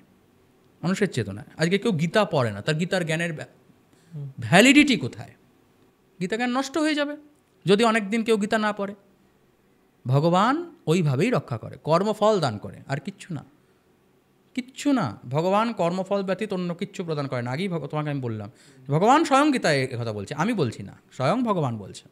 তাহলে তো অর্জুনও কিছু একটা কর্ম করেছিল যার জন্যই শ্রীকৃষ্ণকে পেল। এর পিছনে অনেক স্টোরিজ রয়েছে, কেন সেখানে অর্জুন আসলে কে বা ভগবান শ্রীকৃষ্ণ, এগুলো তো অনেক স্টোরিজ রয়েছে। আমি হয়তো প্রচুর স্টোরিজ রয়েছে, কে আসলে দ্রৌপদী, তার পূর্বজন্ম কী ছিল, এগুলো তো স্টোরিজ রয়েছে। বাট অর্জুন, তুমিই অর্জুন, আর আমার মনের মধ্যে যে বুদ্ধি রয়েছে, এই বুদ্ধিটাই ভগবান। নিজের বুদ্ধির উপর ভরসা রাখো। তোমার বুদ্ধিই ভগবান। তুমি যখন তোমার সামনে 10 টাকা পড়ে রয়েছে, তোমার কেউ নেই, তুমি এটা চুরি করে নিলে আমার 10 টাকা লাভ হবে, তোমার একটা ভাব বলছে এটা চুরি করা হবে, পাপ হবে। এই ভাবটাই ভগবান। নিজের বোধের ওপর, বুদ্ধির ওপর ভরসা রাখো, সৎ পথে চালো, দেখবে তোমার কোনো অসুবিধা হবে না। কোটিপতি মানে তুমি পাপ করে কোটি কোটি টাকা জমাতে পারো, কিন্তু রাত্রেবেলা ঘুমোতে গেলে তোমার দুশ্চিন্তায় ঘুম হবে না। আর তুমি নুন ভাত খেয়ে রাত্রেবেলা শুতে যাও, তুমি খুব নিশ্চিন্তে নিদ্রা যাবে। তোমার হয়তো সামান্য পেটে একটু অল্প পেট ভরেছে, সেটা ঠিক, অমুকের 5 তলা বাড়ি আছে, তোমার হয়তো কুঁড়ে ঘর আছে, কিন্তু ওই কুঁড়ে ঘরে তুমি রাজপ্রাসাদের মতো ঘুমাবে। আর মানে কয়েক কোটি টাকাও যদি তুমি পাপ করে কামাও, একদিন আসবে যখন তোমাকে সিবিআই ধরে নিয়ে যাবে। তো এই হলো ব্যাপার। হ্যাঁ, যদি নাও ধরে যায়, ধরা পড়ে, তাহলেও হয়তো তোমার সম্মানটা ধীরে ধীরে ধীরে ধীরে ক্ষুণ্ণ হবে। তা ওটা করা উচিত নয়।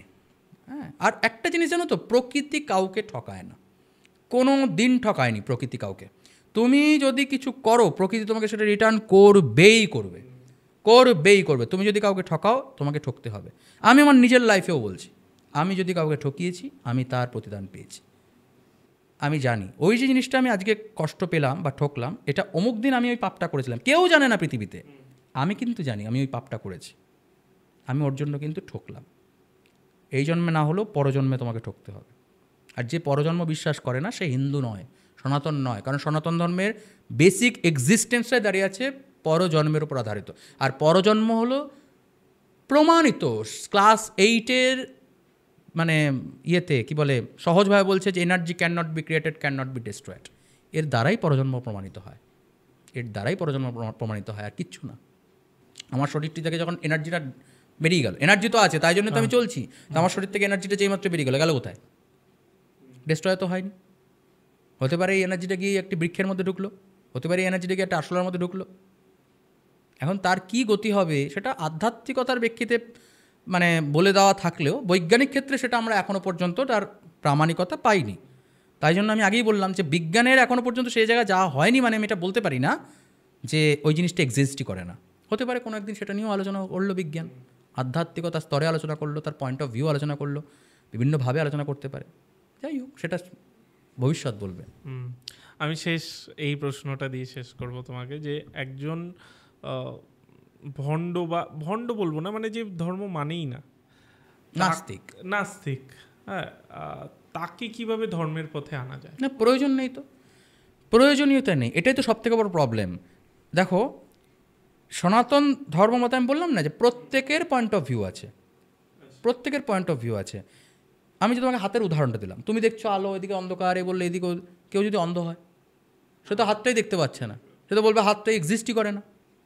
তাহলে তার দৃষ্টি নেই বলে তাকে আমি ছোট করতে পারি না। নাস্তিক তথাকথিত, তুমি যে নাস্তিক শব্দের ব্যাখ্যা করছো, যে ধর্ম মানে না বলে এরকম কিছু হয় না। মানুষের ধর্ম মানবতা, এটা তুমি মানো চাই না মানোটা এক্সিস্ট করে। তুমি বলতে চাইছো ওই যে শিব ওরকম একটা প্রতিকৃতি, ওরকম একটা স্বর্গে বসে এরকমভাবে হাত দিয়ে ব্লুটুথ সিস্টেমে আশীর্বাদ করছে, এটাকে আমি মানি না। আমিও মানি না, আমি নিজের কথাই বলছি, আমিও মানি না। আমার মনে হয় শিব প্রত্যেকের মধ্যে অবস্থান করছে। সত্যি সত্যি কৈলাস পর্বতে এরকমভাবে শিব বসে পার্বতীর সঙ্গে গল্প করছেন, এটাকে আমি মানি না, এটা আমারও মনে হয় না। শিব প্রত্যেকের চেতনার মধ্যে রয়েছে, প্রত্যেকেই শিব, যা শিব শব্দের অর্থই হলো মঙ্গলময়। পৃথিবীতে যা যা মঙ্গলময় সেটাই শিব, বুঝতে পেরেছ? এই সমগ্র সৃষ্টিই হলো দেবী, মানে শক্তি, আর এই সমগ্র মানে আকাশ তত্ত্বই হলো পৃথিবী, মানে শিব।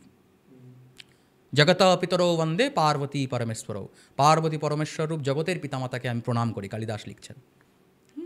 তো কেউ মানলো কি না মানলো তাতে কিছু আসে যায় না। দেখো, কেউ একজন বললো আমি ভাই দুর্গা পুজোর সময় দুর্গা প্রতিমা, দুর্গা বলে ওরকম একটা কেউ আছে, খায় না মাথায় দেয়, আমি কিছু জানি না, বুঝি না, আমি কোনোদিন তাকে চোখে দেখিনি, আমি মানবো না। মানলো না, কিছু আসে যায় না। কিন্তু প্রবলেম হলো, সে সরকারের যদি চাকরি করে, সে কিন্তু দুর্গা পুজোর জন্য তাকে যে বোনাসটা দেওয়া হচ্ছে সেটা নিতে সে বারণ করছে না। হ্যাঁ, আমি দুর্গা পুজো মানি না, তাহলে আমি বোনাস নেবো না, সেটা বোনাসটা কিন্তু নিচ্ছে। তাই তার মনের মধ্যে সে কিন্তু ওই কারণের জন্য বোনাস নিচ্ছে। এটা এক ধরনের মানে কি বলবো, যে অত্যন্ত খারাপ জিনিস। আমি একটা মানি না, কিন্তু তথাপি তার জন্য পয়সা নিচ্ছে। যাই হোক, তো বক্তব্য হলো কেউ মানলো না, তাতে কিছু আসে যায় না। কিন্তু তার দ্বারা যদি সমাজের, দেশ এবং দেশের কিছু ক্ষতি হয়, সেখানে কেউ আসে যায়। সে যে মানে, তার কানের গোড়ায় গিয়ে দূর মশাই এগুলো কী করছেন ফালতু জিনিস, এগুলো বললে তার প্রতিবাদ করাটা দরকার। তুমি যেমন মানো না, তার যেমন স্বাধীনতা রয়েছে, তেমন আমারও মানারও স্বাধীনতা রয়েছে। আমি যেমন তোমাকে জোর করে মানানোর জন্য ঘাট ধরে টেনে আনবো না, তেমনই আমি মানছি বলে তুমিও আমাকে ছোট করবার বিন্দুমাত্র অধিকার রাখো না। বিড়াল পথ কাটলে আমার ইচ্ছা হলে আমি রাস্তায় দাঁড়াবো, আমি রাস্তায় দাঁড়ালাম বলে সমাজের কারো কোনো ক্ষতি হচ্ছে না। আমার ক্ষতি হচ্ছে সেটা আমি বুঝে নেবো।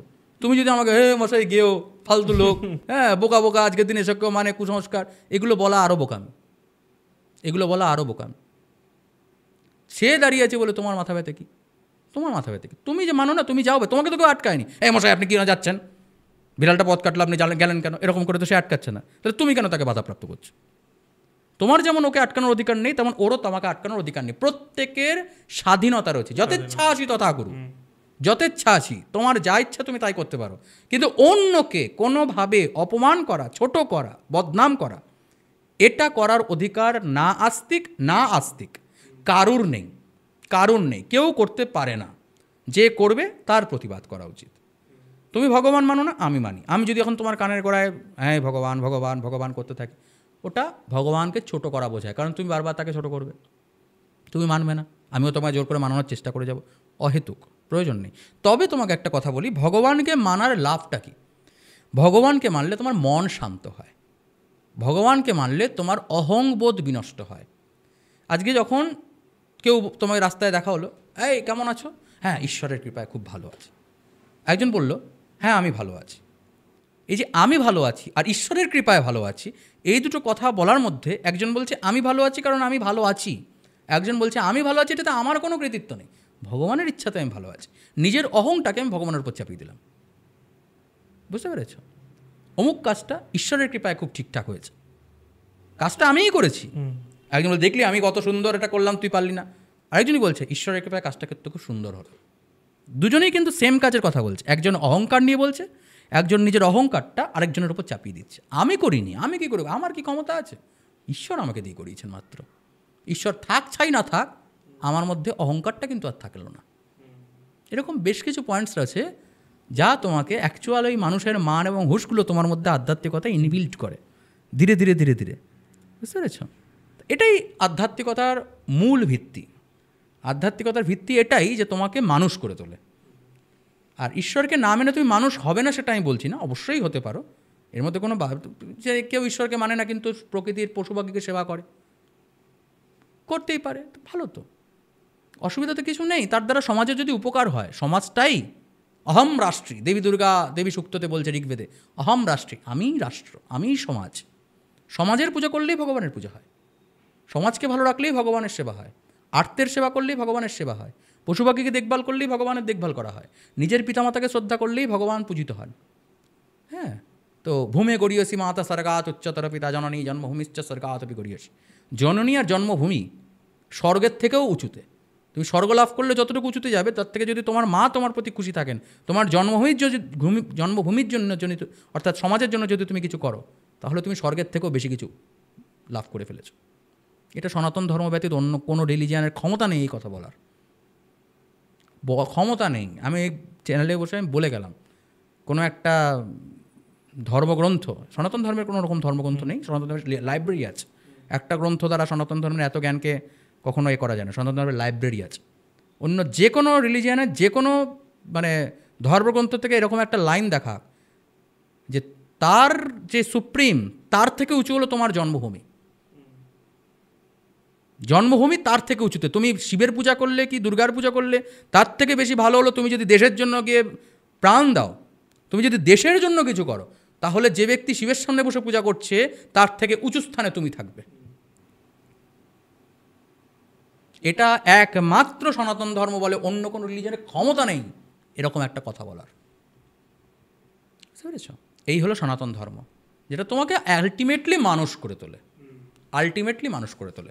যখন তোমার কাছে প্রশ্ন আসে ধর্ম আগে নাকি দেশ আগে, তোমার একটা বলতে দুবার কেন হাফবারও ভাবতে হয় না যে দেশ আগে, আগে দেশ, তারপরে ধর্ম থাক না থাক, মানে আমার তথাকথিত ধর্ম আমি যাকে বলি, ধর্ম তো থাকবেই। দেশের ধর্ম, দেশাত্মবোধটাই তো আমার ধর্ম, দেশে আছি যখন দেশাত্মবোধটাই আমার ধর্ম।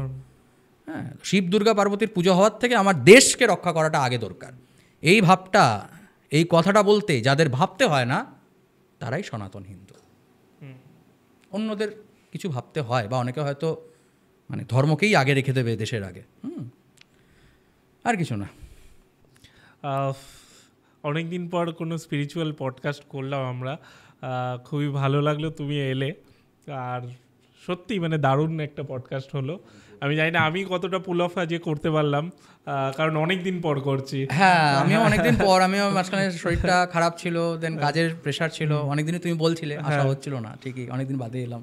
হ্যাঁ, তো ওর জন্য একটু টেনশনেও ছিলাম যে আজকে করতে পারবো কি না আগের মতো, সেটা একটা টেনশন ছিল। বাট আশা করছি যেটুকু আমরা আলোচনা করেছি সেটুকু ভালো লাগবে। এই তো দর্শক বন্ধুরা বলবে, যারা দেখেছে তারা বলবে কেমন হয়েছে না। আবার আমরা বসবো অন্য আর একটা টপিক নিয়ে অবশ্যই। এই পডকাস্টটা এখানে শেষ করছি। নেক্সট যেটা করব সেটা দর্শক বুঝতে পারবে কোনটা করব। Thank you.